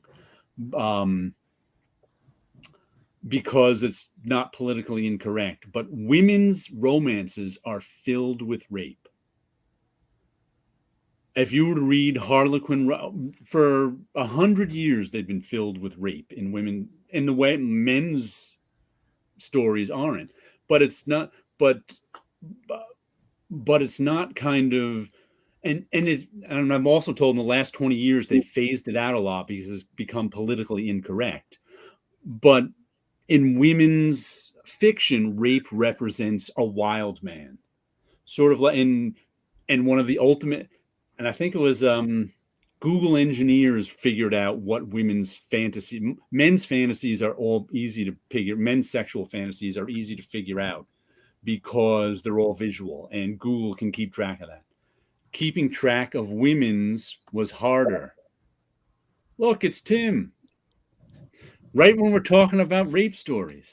But am I here? Can you hear me this time? We can hear you. Yeah, we can hear you. But I can't hear you, but yeah. Yeah, but what I'm told about women's fiction is, and often in women's fiction, the women ended up romantically involved with their rapists. But it wasn't like it didn't represent rape as we think of it in the real world. It represents women's fantasies was to tame the wild man. So the rape represented the wild man, and then through the woman civilizing him, he became, worthy of her, kind of. And that's what rape represented in women's fiction for 100 years. Until recent, like I said, the last 20 years, they've phased it out. So I kind of like that's Twilight. Give guys fiction where they use rape symbolically a little bit of it, and everybody goes, "Oh my goodness!" Oh, it's like, you know what? You've not been paying attention to 56% of the fiction in the world for the 100 years. If you think this is controversial. A man using rape symbolically. In Twilight, it's not portrayed as rape, but it's about a woman civilizing two men after having them fight for her. That's the classic female fantasy, civilizing the wild man. And then from Twilight, you have the fan fiction of 50 Shades of Grey that started out as a Twilight fan fiction. And that's the difference there, is if it happened in a trailer park, it's rape, but since it happened in a billionaire's home, it's a fantasy. And the D&D book you never want to see is 50 Shades of Greyhawk. There you go. It was the talk. I got home about 15 minutes ago, and I saw all the talk about Cerebus, and I'm like, I got to do this. So. Well, actually, I was reading part of Dave Sims' Religious Nut introduction to the Puma Blues. Mm-hmm. It's been a while since I read it and stuff, but like I was like typing, ready to comment, and I'm like, man, just get on there. But what I found over the years are most of the people who are angry about that issue of Cerebus, they've never read the essay that's in there to know what they're mad about. And then when they get in there and read it, they're not sure what to argue about because it's so abstract in parts about the light in the whole, all that stuff. If you've read it, it actually came off being more abstract and logical, if that makes sense, than an attack. When I read it, I was really let down when I finally got around to reading it after I heard about it for like 8 years or something. I think it came out in 87 and I got to read it like in 94. I was like, and I was like, this is it. This is what they're angry about. So, yeah. Mm-hmm. Oh. And let's see, the other book I finished reading this week. Let me get this is more familiar. What's been going on, Scott? What's been going on there, Paolo? Anything good? I'm always arriving late now. Yep. Because of the job. I have a full-time job keeping track of the emails I'm getting, trying to get a job. Have you guys read Charles Burns' Black Hole? No. No, his artwork just never gelled with me for some reason. There's This is generally. Yeah, What was that? I was just saying his art styles. Like, there's part of me that likes about 15% of it, and the other part of me doesn't really like the other 85%. Yeah. It's a very sort of clean-lined, graphic designy art style. But this is generally considered a classic. Mm-hmm. And I first read it about 15 years ago and didn't like it. But I always suspected it was my mood. You know how sometimes you read something and you I just don't like, but then you're like, I don't know if it's it or me, and I've always meant to reread it. And of course, 15 years go by, and I finally reread it. And I liked it. I really enjoyed it this time. It's very much about let's see what we got here. Rape is common in female fantasy. Yeah, that's what we were talking about. David should write Saga. Black Hole was wonderful. And I think one of the reasons I didn't like it at first is it's very much about teenage alienation. And I generally never related to whining about teenage alienation. Right. It is generally considered a classic. So you guys should read it. Awesome artwork. Right. And I think just at the time I first read it 15 years ago, the whole thing, but reading it this time, I found it very moving. I kind of, you know what I think it is too? As a teenager, other teenagers really annoyed me.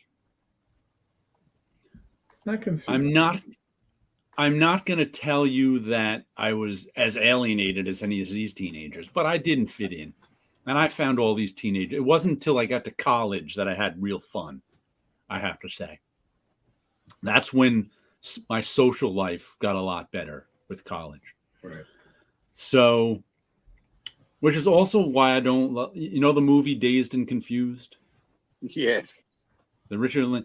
One of the reasons I didn't like that movie was because not only did I hate the cool kids, I hated the kids who were trying to suck up and be the cool kids, so they could get some sort of what is that word I'm looking for? Some sort of recognition or blessing from the cool kids. I was just always like, I'd rather do my own thing. That's the crazy artist in me. But I related to this one a lot more. It's about there's a sexually transmitted disease that makes you ugly, that teenagers get. So, and if you look at where is it in the end papers, there's all these kids. It like messes up. It can do various things to you, but it can mess up your face. It can do, to some people, it just does something little. To some people, it does something big. And so these kids, what's interesting about it, that I don't think I caught the first time around, was that because these are all teenagers, being marked by this disease not only makes you an ugly freak who's diseased, it also lets everyone know you're having sex. So some of these kids, they didn't want their parents to know, but they couldn't help it now. So it was mostly about there's like 3 or 4 main characters. And after they catch this, they like move out to the local woods. And none of these kids have, and it's also scary because none of these kids have any real support system to their family. So it's like they're all on their own, trying to figure out things on their own. And it's tough for them. And I really actually felt for them this time. And there was one death scene in here that really got me too. I was like, I won't tell you what it is, but I was just like, Yeah. But I have to say, I really enjoyed it. Yeah. Same, Scott Connor. For years, his artwork didn't engage me until I read the stories. Now I really like them.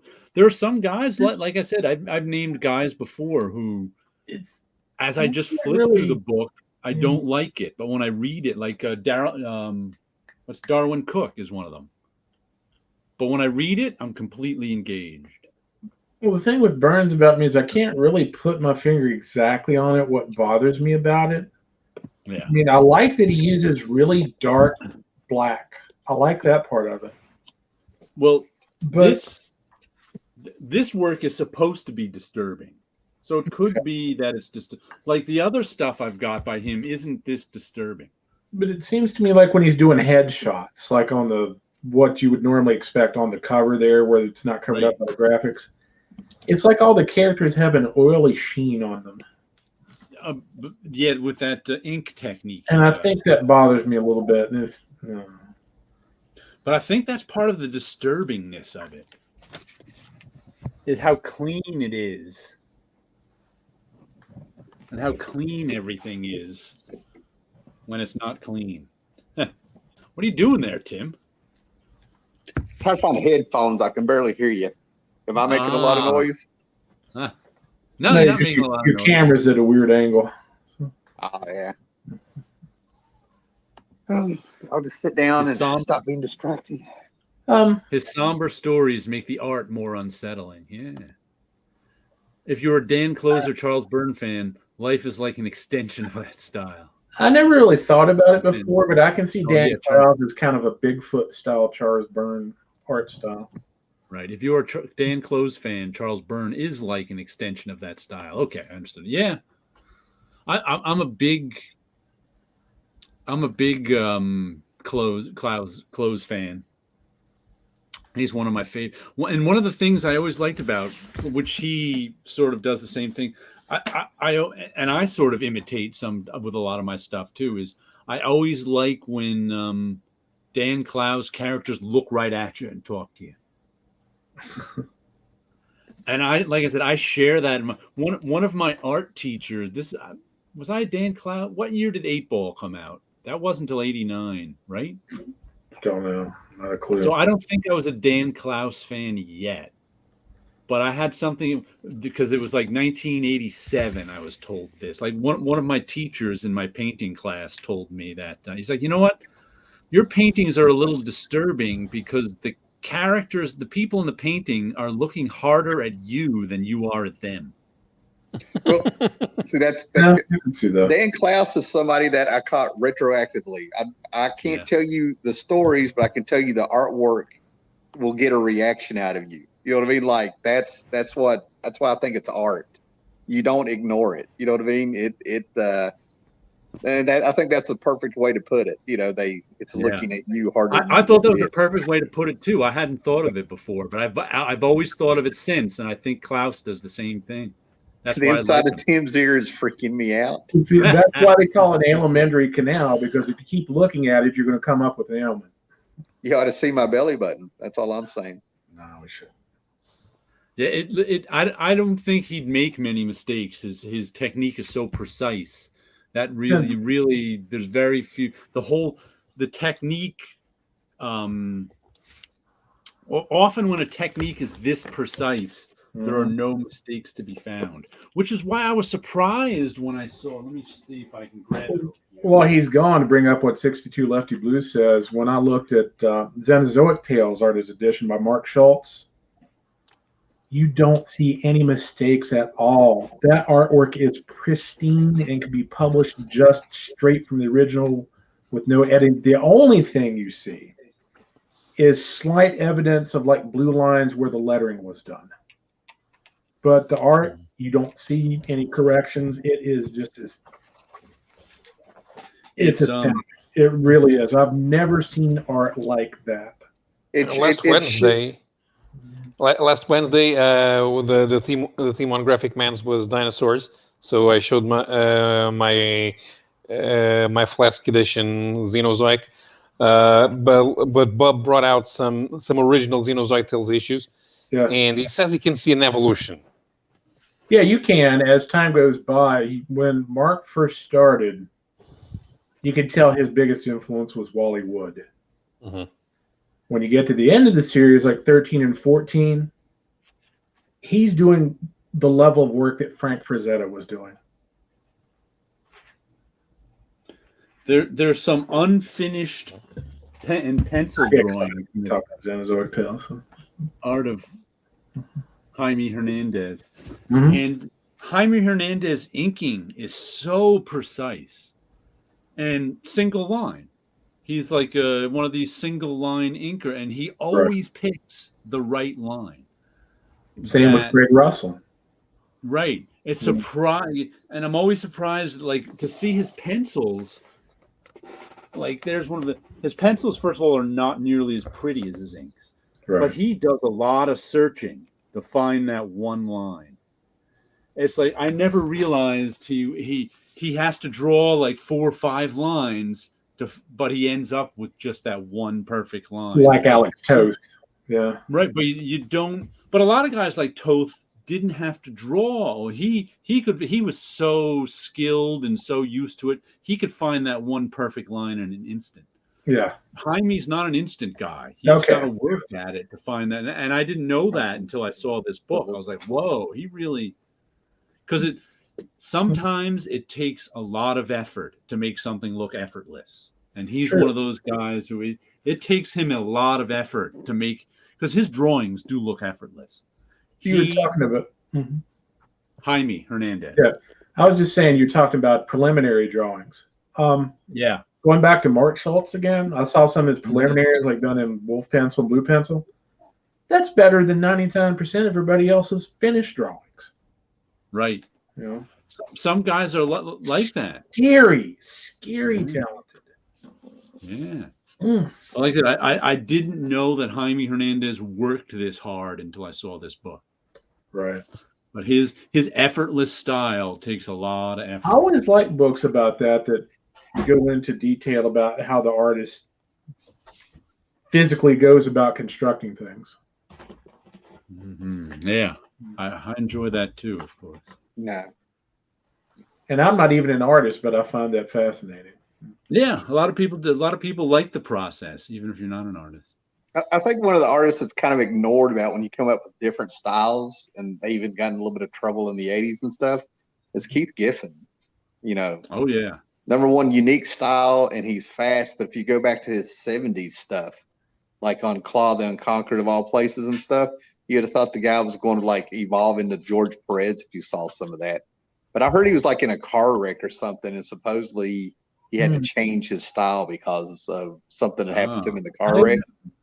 I never asked him. I met him a couple years ago at Heroes Con, but that was the last thing in the world was on my mind.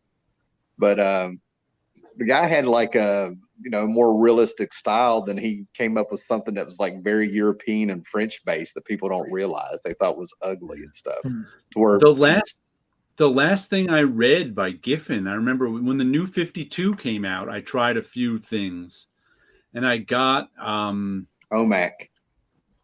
yes. Scott Koblish was inking him. Yeah.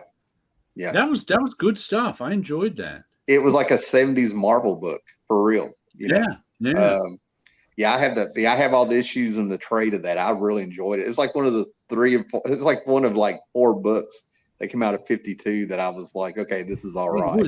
Dan DiDio actually wrote that one too. Keith Giffen was co-plotting. You got to remember. Yeah.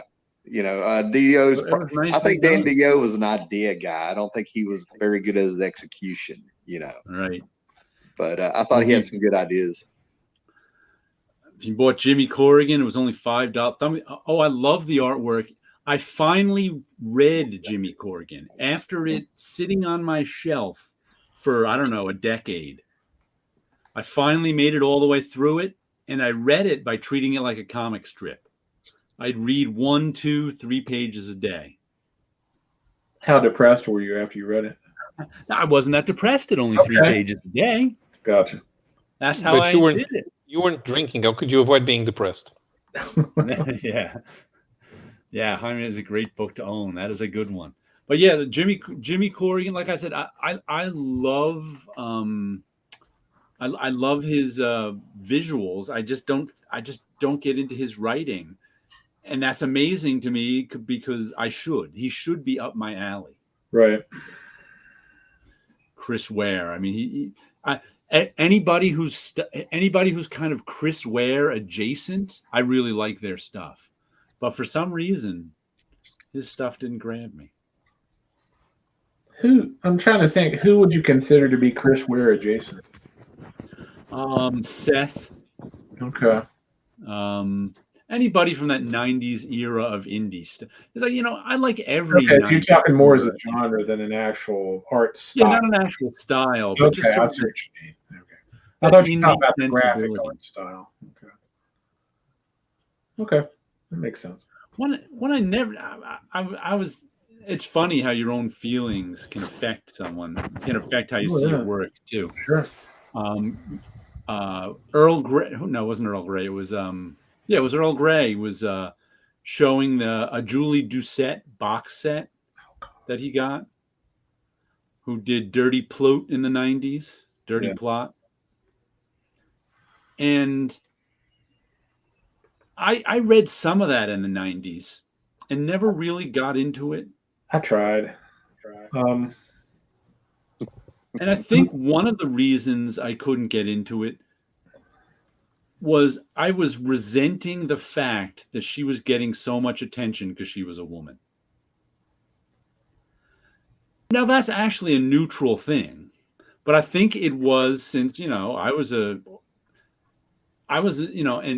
cartoonist in the '90s too, and we're all fighting for, and it's not even something that's up to her. For some reason, she became the woman underground cartoonist in the '90s. I mean, right it's not place, like right time. That's all that was. Right place, right time. It's funny you mention that because I like Linda Barry's artwork. Oh, I'm a fan of Linda Barry too. But I'm going to say something that's probably going to get me a lot of flack. It's going to be unpopular. Julie Doucette's artwork is probably the ugliest artwork I've ever seen. Oh yeah, it's ugly, but ugly isn't necessarily. No, I mean beyond ugly. Yeah, I can understand. She was trying to draw ugly. She overachieved. No, I'm with you. I was going to put her in the category of Kent Williams. And I'm like, Kent Williams, I like. And Destiny. Honestly, the Dirty Plot stuff. It's probably my least favorite comic work I've ever read by maybe anybody except Mike Diana. Comic Crack loves, of course. Comic Crack loves her. That's fine. He can have all. He take all of that. I'm ready to look at her stuff again through fresh eyes, but I'm not. Me joking. too. I want to. I'm willing to do it, but when I first looked at it as a man in my 20s, I was like, "This is a lady who probably walks around in muumuus and smells like Pete." That's what her. I thought she was going to be like one of those artists that is not into the hygiene. When I was seeing her stuff, I never got that. It's just. I think she has valid things to say and things like that in terms of, I ran with an art crowd in the early 90s. That's all I'm saying. Just the art, just itself is just. You fall. I think my own resentment towards her in the '90s colored my view of her too. Yeah. I really didn't have a colored view of. I hated the art. Yeah, well, there's that too. I mean, not everybody is into an ugly aesthetic like Comic Crack is. There was also an animated series, I think it was on Adult Swim, that was called Super Jail, which I absolutely despised the art style on. And it reminded me of that a little bit. I really do not like that art style. The ugliest art style I've seen is on a Spanish artist who is purposefully bad called Alvarez Rabo. I've heard that name. And in his best-selling comic, it was called "Women Don't Like to Fuck." But never mind. I don't agree with that. Million people in the world, so I think we beg to differ. But I think the ugliest art. Oh, go ahead, Cal. Terrence, you and I are going to have to talk about Super Jail, man. Honestly, when you mentioned Julie Doucette doing things about hygiene, I think that's part of the reason I resented her. Was because guys have been doing hygiene comics for a long time, and everybody always condemned them and poo-pooed them and said, "Oh, guys and their potty humor." Oh, Yeah. She started doing it and got a lot of attention for it and praise. And I think that's part of the reason I resented her in the 90s. Oh, Roberta Gregory I was should say her work. I never met her. Yeah, I was trying to think Roberta. I like her work too, but just I don't know. There's just something about that art style that just me and that art style don't live in the same universe. So he fears for your soul. Your immortal soul might be in danger liking that art style. I did customer service work for 18 years. I don't have a soul anymore. Now, the ugliest artwork I ever saw, and it made people angry. Like people were throwing the book out because number one, they were Sandman, Neil Gaiman fans to begin with, so they checked it out. And I really didn't know what happened with what he was doing, but it was who I said, Kent Williams. He did a Destiny of the Endless miniseries. And you open it up and you look at it, I'm just sort of like, what is this? It's not even fascinatingly ugly where you can't look away. It makes you angry. I haven't read that yet, but I really like Kent Williams when he was doing the Enemy Ace thing. Oh, no. I've seen some. Yeah, that's what I mean. Kent Williams has some fantastic work, but that work on Destiny, that specific miniseries, I haven't read that. Horrible. I mean, it's not even fascinatingly horrible. There was a big rift in Sandman fandom when Mark Hempel did the story arc that he worked on. Yeah, I was around there. It really was jarring. There's a lot of people, there was about 50-50 split between a lot of Sandman fans, which I was pretty active in that community back then. Well, you either loved it or you hated it, and there wasn't much middle ground. Well, you had a whole bunch of dark art and, moody art. And then all of a sudden Mark Campbell comes out. Yeah, it's a completely different. It's like I'm trying to think if you're like, this is a bad analogy, but I'm going to use it. If you're reading a book and it's illustrated by Gustave Doré, okay, and then all of a sudden you read another book and it's illustrated by Charles Addams, there's such a jarring contrast. I like both those artists too, but there's a very jarring contrast. The other thing that bothered people and they didn't know what it was until it was pointed out to them is that Mark Hempel drew a lot of the book with the characters looking at you just like this. When you were reading the book, the characters were looking at you, and it was claustrophobic. He got them psychologically also with what he did. It took me a little bit. It took me about 6 issues to kind of get into the story. I was one of those people where it jarred me when I showed you my original Hempel page, right? Yeah. Yeah, I had to sell that, but I got a good price for it. I think I have a print here somewhere from seeing him at Baltimore Comic-Con. He's a real nice guy. I got him. He's on Instagram. Yeah, and actually, over the past couple of years, some of the art he's been publishing on Instagram and Facebook and whatnot, I like better. He's continuing to evolve. Yep.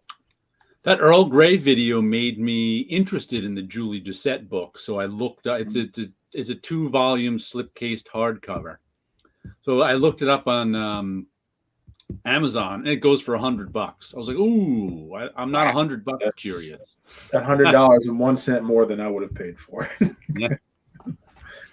Paul Pope, kind of ugly, but I can't seem to get. I agree with you there. Yeah, kind of ugly. I agree with that. When I first saw Paul Pope's artwork, I didn't really care much for it. But as time has gone by, I like it a lot better now.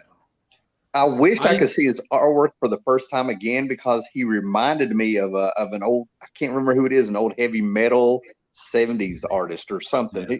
His stuff was reminiscent of some old time indie stuff, and I can't place who it was. Yeah. And Paul Pope looks like a Paul Pope drawing. Oh, wow. I saw a picture of him, I forget where, and I was like, oh my goodness, that's a Paul Pope drawing. See, I thought Keith Giffen looked like a Keith Giffen drawing. I did. He had the full lips of a Paul Pope drawing. But Fred Hembeck does not look like a Fred Hembeck drawing. No, he does not. That surprised me. That's interesting. I was trying to, are there any other artists I think that look like they're drawing? Sergio looks like a little, but you know, that mustache is a cartoon walking. Somebody on Facebook posted a home movie that Angelo Torres had done with Sergio. I don't know, probably back in the early 70s. It was just a little segment. It was funny. Yeah. Bill Sienkiewicz does not look like a Bill Sienkiewicz drawing. Paul Pope. Then not sure if you guys like variants, but I saw Stan Sakai is doing a King Conan variant from. I like variants, but I collect them. I like collect JPEGs of them from the internet. I don't like paying $4 for a it's comic. Like one of those things. I like Stan Sakai, and I would probably buy. I'd rather have probably that cover, but I don't want to pay extra for it. Right. If I was buying that King Conan comic, I'd pick the Stan Sakai cover definitely. Tell you what. But now I'll go and look for the Stan Sakai cover online and download it to my folder of covers. Not the new version of King Conan, but the King Conan that came out back in the early '80s. There's a series of about 5 or 6 covers that Mike Kaluta did for that series that are just man frickin' tastic. They're fantastic. They're really good. Salvador Dali does a little bit like what you'd expect to see in one of his paintings. A little. They're just like beautiful fantasy paintings. They're just really they might be pen and ink. Yeah, they are. Salvador Dali looks like his paintings. He was trying to. Yeah, a little bit. I don't think Salvador Dali changed himself so he would look like his paintings. Yeah. When I met Steve Ditko in the early '90s, he looked like his Steve Ditko drawing of an old man. Wait. Take like any Steve Ditko drawing from the 1950s or 60s of an old man. That's what Steve Ditko looked like. And Bill Watterson looks a little bit like Calvin's dad. Dick Brown looked like Hagar the Horrible, and after his son took over the strip, his son became Hagar the Horrible. I don't think I've ever seen a picture of Dick Brown.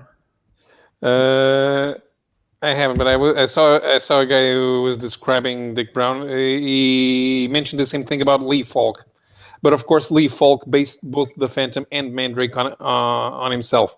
He drew the character by looking at himself in a mirror. To answer Gore Vidal's question, you just put up, I actually just saw a picture of that earlier today. Okay, I don't know what dead wool is, so you know what? It was great. Yeah.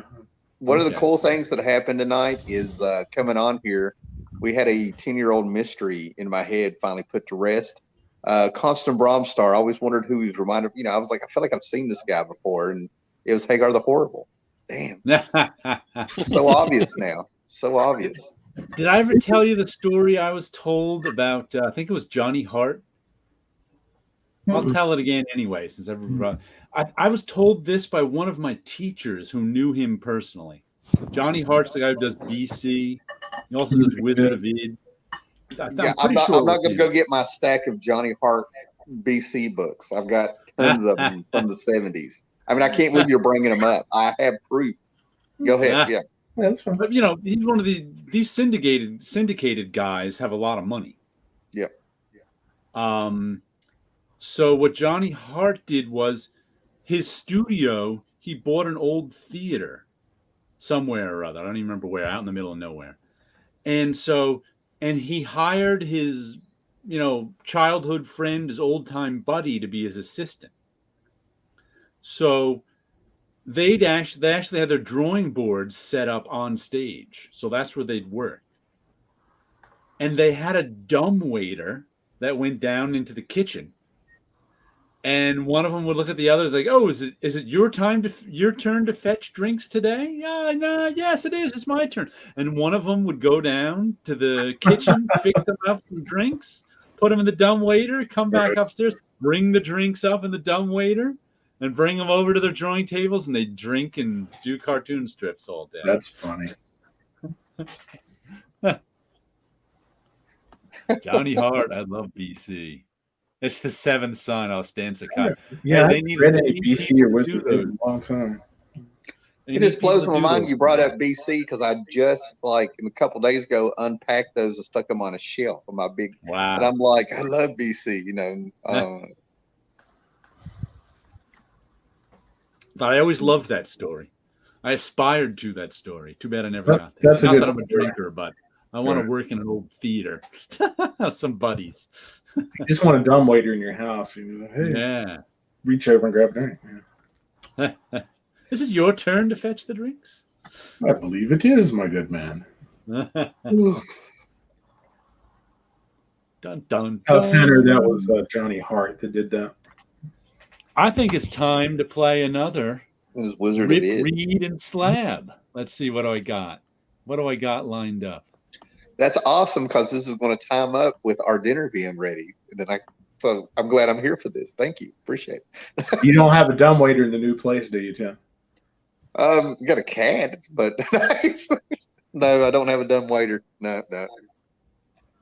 We got are a going cat that likes to go- crawl inside the couch and get trapped all day and keeps doing it over and over. So, yeah. If I was a cat, I'd do the same thing. Random 1973 Marvel Comics. Hmm. I'm going to have Neither of them worth very much. This is easy. Is it? Okay, go ahead. Let's For me. hear. Yeah. What do you got? All right. I'm going to, believe it or not, because I have the book and I've read it and it's not a big deal. I'm going to rip the Savage Dragon. I mean, the Submariner, Savage Submariner. And then I'm going to, what is it? Rip, read, and what? Slab? Slab. Yeah. I'm going to slab Thongar, even though I'd read it before I send it to get slabbed. I want to read War of the Worlds because if that's a P. Craig Russell. No, that's a Herb Trimpe one, I think. That's not a okay. Craig Not a Russell problem. Not a problem. We'll slab that one and read Thongar. one. And Okay. Rip the Submariner. That's the first appearance of his shark outfit. That's the only reason it's a big deal. It's not. I agree with Tim. I'm going to rip up Submariner, and I'm going to slab War of the Worlds, and I'm going to read Thongar. Mm-hmm. I'm gonna slap Thongar and read War of the Worlds. I'm No. going to slab the Submariner because I want that John Romita cover in a slab. Thongor is also a John Romita cover, so I'll read that one. And you know what? I have that Thongor. I'm not sure I've ever read it. I'm going to rip up the War of the Worlds because I'd be mad that it's not a Craig Russell one. Yeah. And don't get me wrong. I like my Herb Trimpe, but it's his Hulk stuff. It's where he belongs in that era. And the difference between the Trimpe War of the Worlds and the Craig Russell ones are night and day. Massive. But John Romita did a lot of nice covers on Thongor. Hmm. I bought that whole Thongor run once just because I ran across it dirt cheap. I haven't read any of those. See, I want to right now. What's going on on Instagram with Tom Scioli is that he's doing Jacktober, and he comes up with a theme every day, and you draw it, and it's all dedicated to Jack Kirby. And he just had Ant-Man in the Wasp, and I wanted Ant-Man in this pose diving on a anteater with a needle in his hand, but I was like, I need a model for that pose, and that cover would have been perfect. I'm going to replace it with Ant-Man with a needle diving on an anteater with Wasp screaming somewhere. Just saying. Slab Submariner, read War of the Worlds, and rip Thongor. Oh. So we're both Slab and Submariner, but we're reading different things. Yes, Thongor is weak sauce. Definitely. That's mediocre Marvel 70s stuff. I never liked it. I liked that shark outfit. I always did. I thought it was well designed. See, I think it should have been used as something more regal, like when he's doing a royalty dinner, when he's playing king or something. You know what I mean? Right. Wizard Johnny of Id was Hart did Johnny Wizard Hart of Id. also. I was going to say, he's underwater. Why does he even have clothes? The water can That get is true. cold. Friction. That's why it's shark skin. It's friction. Tim, have you been to any cons lately? How are the crowds in the con? When was the last time I went to what? Two of them. Two of them in about the last 3 or 4 months. I put videos up anytime I have a haul with the title of the con or the flea market I go to. Oh, I saw your post the other day that you made about, I can't remember the guy who was coming to the Big Lick Comic Con. Oh, yeah, Rufio from. Yeah. Do you know who else? Want to be in Roanoke in February? Do you know who else is coming to that convention? It's right on the tip of my tongue because I checked the guest list out. Who else is coming? LeVar Burton. Yep. You're going to have a hard time getting into that convention if you go. Yeah. Yeah. Oh, that's right. That was the era where Subby couldn't breathe out of water. Yeah. So the suit allowed him, kept him hydrated and breathing. Nice. We're talking about the Big Lick Comic Con. They're getting bigger and bigger names every year, and they have it, twice a year, Scott, in Roanoke? Yeah, like every 6 months. Yeah, every 6 months, and they're getting bigger and bigger names. start Yeah, coming they out. announced LeVar Burton is going to be there, and I'm sure those tickets are going to sell out quickly. Yeah, there's LeVar Burton, and there's some other comic book person going to be there that I really wanted to see, and I'm going completely blank. I haven't looked at. I got off work an hour ago after a 10-hour day. I'm not going to be productive, but That I was actually going to go to the New York Comic Con this weekend, but then I had to buy a computer. I So saw I got there with all my money. somebody on Facebook had talked about their experience there, and he said it just was not the same as what it used to be. the New York Comic Con. Yeah, the NYC. Yeah. I from my friends who I've seen post there the last 2 days, it's not it's not as well attended as it's been in the past. But He they're said having a there weren't good as time. many It's vendors set not up. as well attended. Well, yeah. End of October is their first Comic Con in years. Can't wait. Did Namer suit Button correctly? That's a good question. That's the button. I liked it when Namer gave Sue Storm the vapors. The vapors. Yeah. I'm gonna have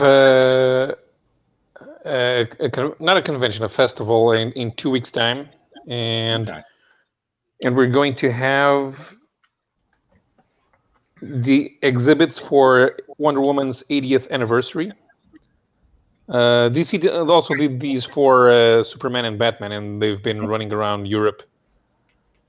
We're gonna have a Lucky Luke exhibit, and we're gonna have a manga exhibit with focus on Akira. Oh, I would love to see that. Oh, that's awesome. Yeah. We're also gonna have an exhibit with the latest French adaptation of Bram Stoker's Dracula by Georges Bess. I did a Kickstarter where Ricardo Delgado, who does the Age of Reptiles series, did an illustrated version of Dracula, and that looks really good. And cons are starting to come back, and we're not in the post-COVID world yet. So I'd have to say yes, they will come back. Yep. Yeah, I'm holding up buying tickets to these things because it seems like there was one that got canceled that I was planning on going. So I'm like, no more tickets in advance. Yeah. Right. Yeah. Baltimore Comic Con, I'll be interested to hear from Charleston 66 how that went. I think every single time I've tried to go to that one, something has happened that didn't allow me to go. Like one year, I was driving there because Mike Mignola was going to be there that year. And I got to Harrisonburg, and my tire blew out. And getting it replaced took my budget for the entire weekend very nicely along with it. Left me about $20 left. And I'm like, I got to go back home. Yeah. Well, guys, things are timing nicely. Not that anybody asked, but my phone is actually about to die. I'm at 5%. We have dinner almost ready. I'm glad we got to talk Cerebus and good to see you guys, man. What are you having for dinner? All right. We'll catch you next week if you're around. Pigs and blanket. Yeah. Mm-hmm. That's an hors d'oeuvre. And I'm going to have some blueberry cereal on the side. So, yeah. I guess it's a meal if you eat anything's a meal if you eat enough of it. All right. Well, good to see everybody, man. I'll catch y'all later. See you. Bye. We'll catch you later. And there goes Tim. So we've gone from Alan Moore and flying whales in space to pigs in a blanket. Wheels in a blanket and pigs in space. Pigs in space. What city is the Rose City? Portland. I don't even know what city that nickname is. Portland. Yeah. I've heard it before. Fun fact, one of the biggest motorsport events in the United States is the Rose Cup. And it's in Portland, too. Ah, it's in Portland. I guess Portland is the Rose City. Concept Method is now seen in a new light. It is. Well, yeah. It is. It will be for a long time. For a while. For a while, maybe longer. Longer if it's true. Just think, Jared, you can avoid going and seeing the Giants lose in public. They actually won last weekend. Did It was they? shocking. God. It was shocking. They're now 1-3. I actually haven't been to a Giants game in a lot of years. I've never been to a pro football game. It's just the last game I was to was like in the early 2000s. That's how long ago it was. Yeah. And it was a Monday night game. And I was staying at my friend's house in Brooklyn, okay? So we, left where we took. In those days, you before they built Secaucus Junction, you go to Port Authority bus terminal. You take a bus to the Meadowlands. You watch the game. The game was against the Cowboys. I think it was Bill Parcells' first year. Gore Vidal's going to get all worked up here. And the Giants were winning, screwed up at the end. It went into overtime. The Giants screwed up again, and the Cowboys ended up winning in overtime. So now, because there's a Monday night football game. This is before they made them earlier, too. Right. And all that. So we're miserable going back home. The game just lost the game. We have to wait a long time for the bus. The bus gets in. Meanwhile, we're at Times Square, 42nd Street subway station, waiting for a subway back to Brooklyn. It's like 2 a.m. And my friends and I are looking at each other going, on a Monday night, going, this is no time to be getting home from a football game. How long does it take you to get home? Well, it took from. You mean it actually is the time the game ended till you walked in your door? I used to go to. It's only the stadium for me is actually only a 45-minute drive, but I would just happen to be going with my friends from Brooklyn this night. Okay. And from which it's a half an hour bus ride from the bus terminal to the Meadowlands. So we got there pretty quickly. I can't remember if we were in Manhattan already. It would probably be a half an hour subway ride to the bus station, and then another half an hour to Giant Stadium. And there's usually not much waiting on that. There's buses going every few minutes. So it would probably, from Brooklyn, would take an hour and 15 minutes. That's okay. It's not as bad as I thought. I figured it would take longer than that. But getting home, we weren't able, since the game, it's like when my friend and I used to go to Giants game, he lived right next door to me. And so he used to drive out to the stadium. Like it's a 45-minute drive, right? About maybe a little less if you're going fast. Right. So we loved close games because we were 23 years old then. So if it was a close game, we used to park right by the exit, and so the game would be over. We'd run to the car right by the exit, jump in, and we'd be on the highway in a matter of minutes, beating all the traffic. If it was one of those games where people trickled out all through the third and fourth quarter, we'd get caught in traffic. Gotcha. But going home on the bus, all of a sudden the buses didn't show up. So we waited an hour to get a bus. We got back there in half an hour. Now we have to take a subway back to Brooklyn, which, they just don't run that often at 2 in the morning. Right. I mean, they still run every 20 minutes or so, but if you miss one, you're standing there for 20 minutes. Right.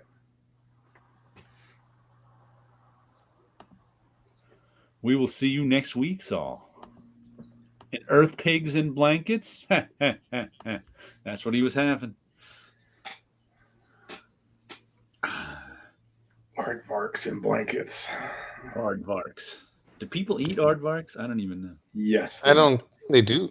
Well, they will eat anything. But aardvarks are not related to pigs in any way. Basis, but yeah, they do. Aardvarks are not related to pigs in any way. No, and the thing about aardvarks too is they carry rabies, which is not good. Not good to eat? Rabies I doesn't would not eat an aardvark personally. Well, when you sell raccoons on the streets of Kansas City, you got to leave the tail on. That way, people know you're not selling them a cat. If you can't tell the difference between, if it's skinned, that's one thing. Yeah, if you can't tell the difference between a raccoon and a cat, it's skinned. That people would pass off cats as raccoons, selling them on the streets of Kansas City, is what amazes me. I can understand if someone really dumb mistakes a civet for a cat, but they have to be really dumb. Yeah, they're probably when you're selling them. No, but I say a civet for a cat, a raccoon. Well, I imagine the legs are cut off, the head is cut off. and it's skinned. Yeah, once things are skinned, that's a whole different. But I don't think you can tell the difference between a cat's skin and a dog's skin if they've been skinned. I'm saying I learned this from Richard Christie talking about growing up on the Howard Stern show, and when he was, he grew up near Kansas City, and when he was little, he used to go raccoon hunting with his father, and that's what they'd have to do. When his father would prep the raccoon, he'd always leave the tail on. Bears look very odd when they're skinned too, or shaved bears. Raccoon, yeah. But there were some people who raccoon was one of their foods. You know how you can tell in a restaurant when a rabbit is an actual rabbit and not a cat? Nope. They leave the head. They serve the rabbit with the head. Wow. Okay. Once again, leave something recognizable. Always leaves the head. Also, you can eat the flesh from the head too. Which makes it amazing that so many people are passing off cats as other meats. That is a problem. I'll stick with the cows. Yeah. Moo cow. Let's do another read, rip, and slab. Because Gus is exactly 3 years without eating meat. I don't even think I'm 3 hours after I just ate some. Okay, if I don't have at least one meat meal, and I usually have 2 per day. I eat meat. Well, I eat meat kind of infrequently. I don't know. I always count seafood, so as eating meat. So we are going to do a tough read, rip, and tear, and read, rip, and slab, because it's from this summer.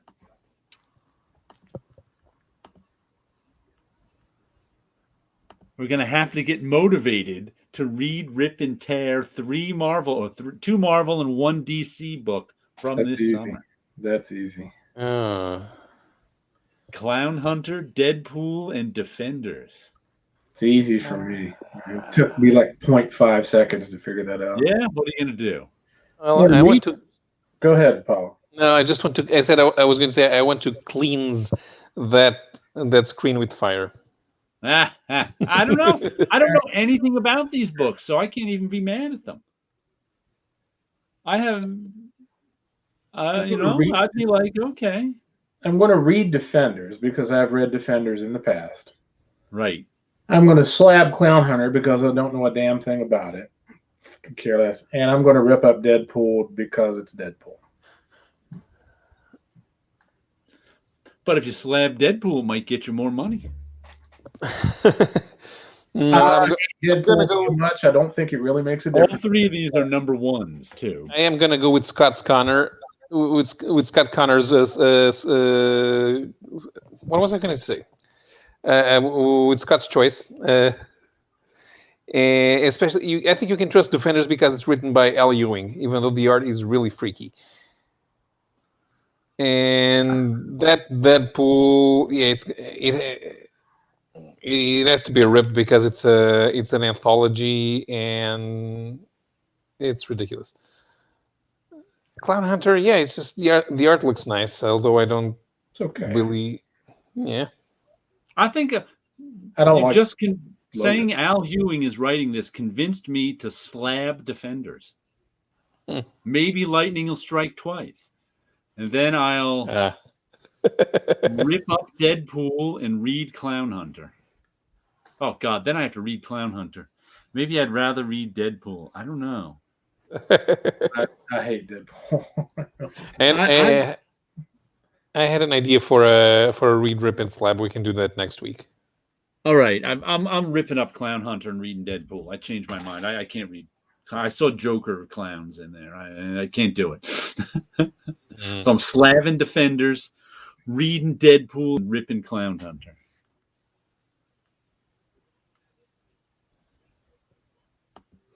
He read Defenders, rip Clown Hunter, slab Deadpool. Oh, okay. And he doesn't like to eat animals smarter than some humans. The art in Defenders was Pseudo Steranko inside. Wow, that's interesting. He wants to slab Defenders with Michael Cho cover, rip Clown Hunter, and No, you have to read one of them. You can't slab both of them. You can't slab Defenders and slab Deadpool. I think One of them has to remain unslabbed and dead. Yeah. Oh, it's a Michael Cho cover, huh? Interesting. You're going to put together your own for next week? Yeah. Paolo? All right. It's going to be interesting. Yeah. But if you don't like to eat animals that are smarter than some humans, yes, if there are animals which are smarter than humans, we should eat them. Otherwise they take over. Before they eat us. Paolo is not letting that apocalypse happen. Well, there's something that ties in that. Paolo, what's the smartest invertebrate? It's definitely the octopus. Yes. What's their lifespan? I'm really not sure. I don't think that There's the octopus can die of old age. Males can. 3 to 4 years in most species. That's why they're not going to ever take over. Depends on how fast time moves, because in Invincible, there was an alternate world with these slimy octopus things that would sometimes invade our world, but time moved faster in their world. So they would have a long time to build up their army to invade ours. There's this guy from the Northeast named Howard Phillips something that might have a problem with that story. Yeah, it's like, where have we heard that before? We've heard all sorts of stories everywhere. 10 years to death. There was a documentary that's, I think, on the Discovery Channel a few years ago talking about, if man died off, how things would evolve from that. And they came to the conclusion that the cephalopods moved on land, they would take over.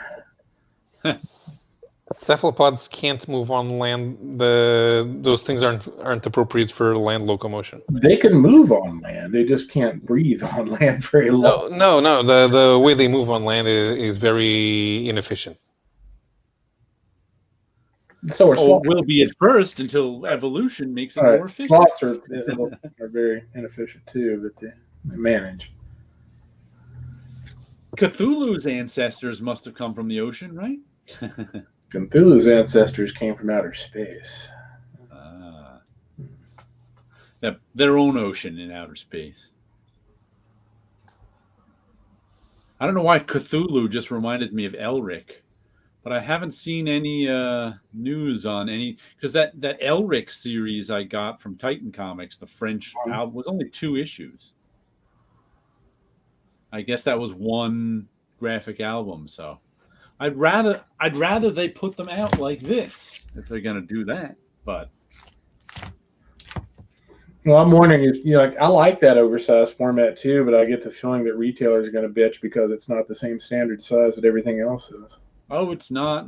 But I think DC's Black Label has opened that up a bit. But I also think, as one of my friends was saying, you only get one chance to sell a graphic novel. It comes out that 1 week, and then if it disappears, I'm like, well, I always think if there's some marketing gimmick that appeals to me, the company's it's bad news for the company, because I'm such a minority in comic buyers. If it's up my alley, probably most people don't like it. I may have said this before on this show, but it's hard being a Xenozoic fan, Xenozoic fan in a Deadpool world. Xenozoic Tales. If I were to buy back issues, that would be some of the stuff I'd look for, because I've always meant to read that series. They're not real expensive, but they are hard to find, especially the earlier issues. They're one of those things that if you bought them, they're in your collection, and there's no reason to get rid of them. Yeah, I think maybe the early ones have my collection. Yeah, I think the early ones may have had a lower print run than the later ones. Yeah. The Kitchen Sink was doing the later ones, so. Like those Palookaville's I got, which, some people, occasionally you see people trying to sell them for big money on Right. eBay, but no one buys them. I think American Splendor would probably be like that too. Yeah. It's like, I've heard of that. You want to buy it? No. Octopus I still eat. Just chewy. Chewy. The death of Billy the Kid.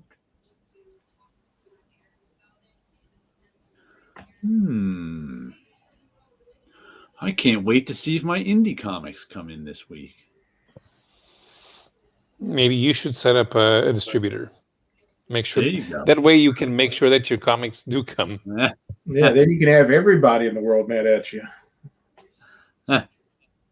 Well, my comic shop opener basically does it as a hobby so he can buy lots of comics. Because he's got a full-time remote job working for like American Express or somebody, doing code for them for various in-house things. So, he's got then he goes and he like the shop is open like 4 days a week. And he runs the comic shop, and sometimes he, does his remote job from the comic shop. There was a restaurant a few towns, another county over, that had really weird hours, and we figured the only reason is that they must have another day job or something more than. Yeah. But they had some bizarre hours. Like, I'd like to eat there, but they're never open when I can go. That reminds me of the Stephen Wright joke, where he went to the convenience store just as the guy was locking it up, and he looked up and says, "Your sign says open 24 hours," and the guy looked at him and said, "Not in a row." 24 hours. It still cracks me up. Yeah. Not in a row. Somebody brought up the points, like, I think, most super Walmarts are open 24 hours, outside of the COVID era. It's like, why did they still have locks on the doors?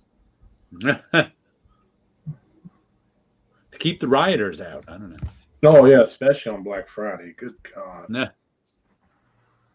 Keep the riot. Yeah, Walmarts are open 24 hours? I didn't know. I've never been to, I don't think I've ever been to a Walmart. There's one a few times over. They were. They're not now, but yeah. Kroger just down the street before COVID was always open 24/7, with a few exceptions, like major holidays. But few exceptions. I wonder what this Scout comic was about. Just caught my eye again. I have to look at it. When you say Scout comic, I immediately think of Tim Truman. Yeah, I know.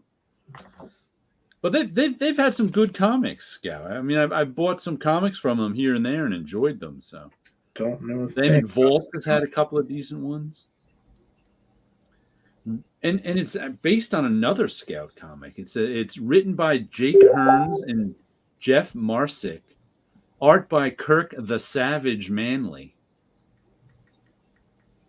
and it says based on original characters and concepts by Terence Zudinch and Sean E. McDermott, based on a graphic novel. So these two guys, Terence Zudinch, Sean E. DeMott, Lorenzo Antonucci, and Jake Hearns made a graphic novel, and I guess they then made this based on the graphic novel.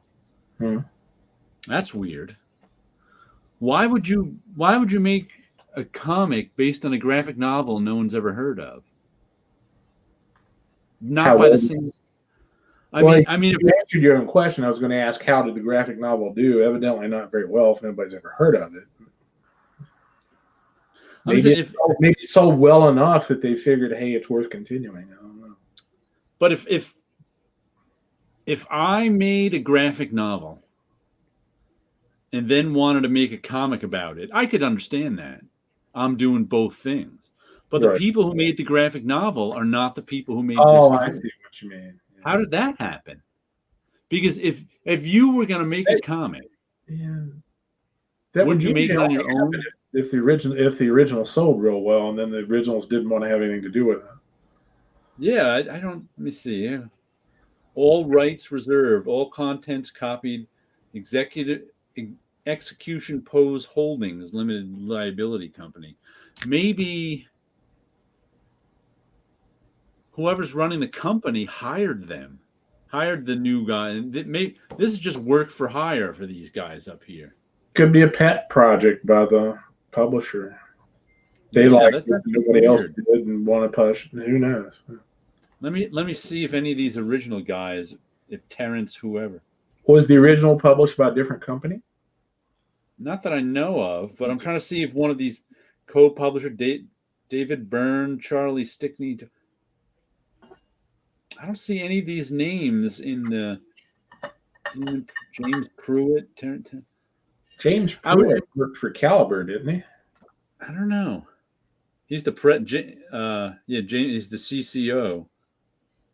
I know that name from somewhere. I'm just having a hard time figuring out how the company must own the graphic novel too. I would think Scout Comics, and they hired the guys to do. It makes no sense that this exists. The company definitely hired the guys work for hire to make this comic. Why would they do that for a graphic novel that I assume no one's ever heard of? Yeah, Pruitt did used to work for Caliber. I had to look. I thought he did. And isn't Cadillac a trademarked word? It is. How could you name your comic? That's why Xenozoic Tales was named. That's when they did the animated series. You had to get a license from Cadillac just to name it that. From General Motors. Yeah.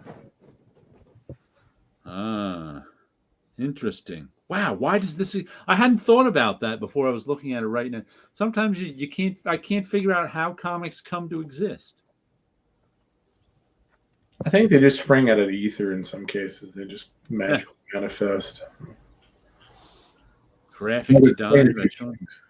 Although I suppose they could argue that there's no way people would think that that comic book is a genuine GM product.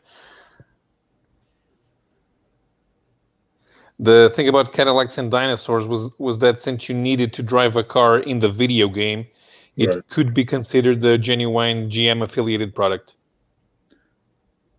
Yeah, they are driving a Cadillac, I assume, in this. That itself isn't the issue. The problem would be having Cadillac on the cover. Yeah. The word Cadillac. Right. But since they don't even have a car on the cover. That is weird. Why does this exist?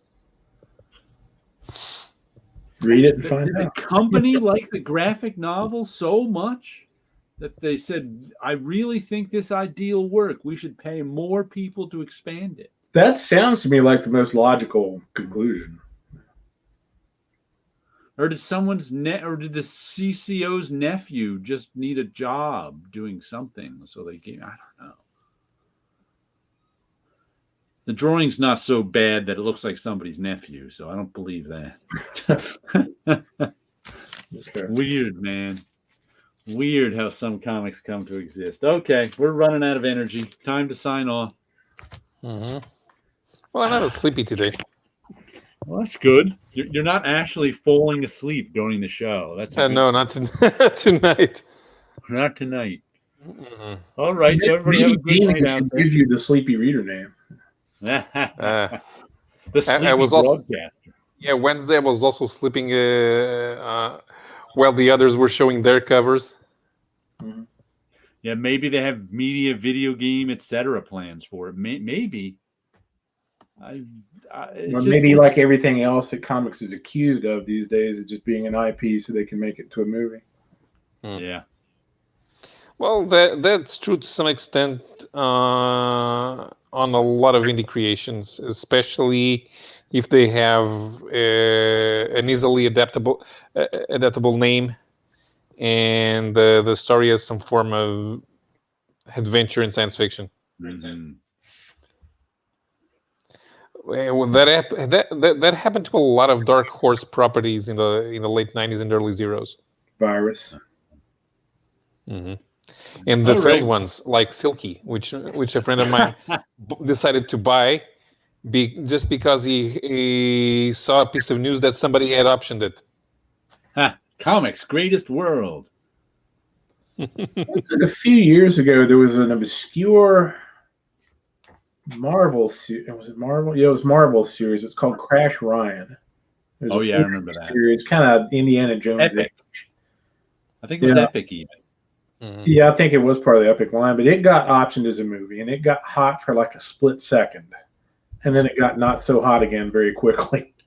When the option runs out and no movie is made. All right, well, everybody have a good one out there. We will catch you next time. Bye-bye. Ta-ta. See you later.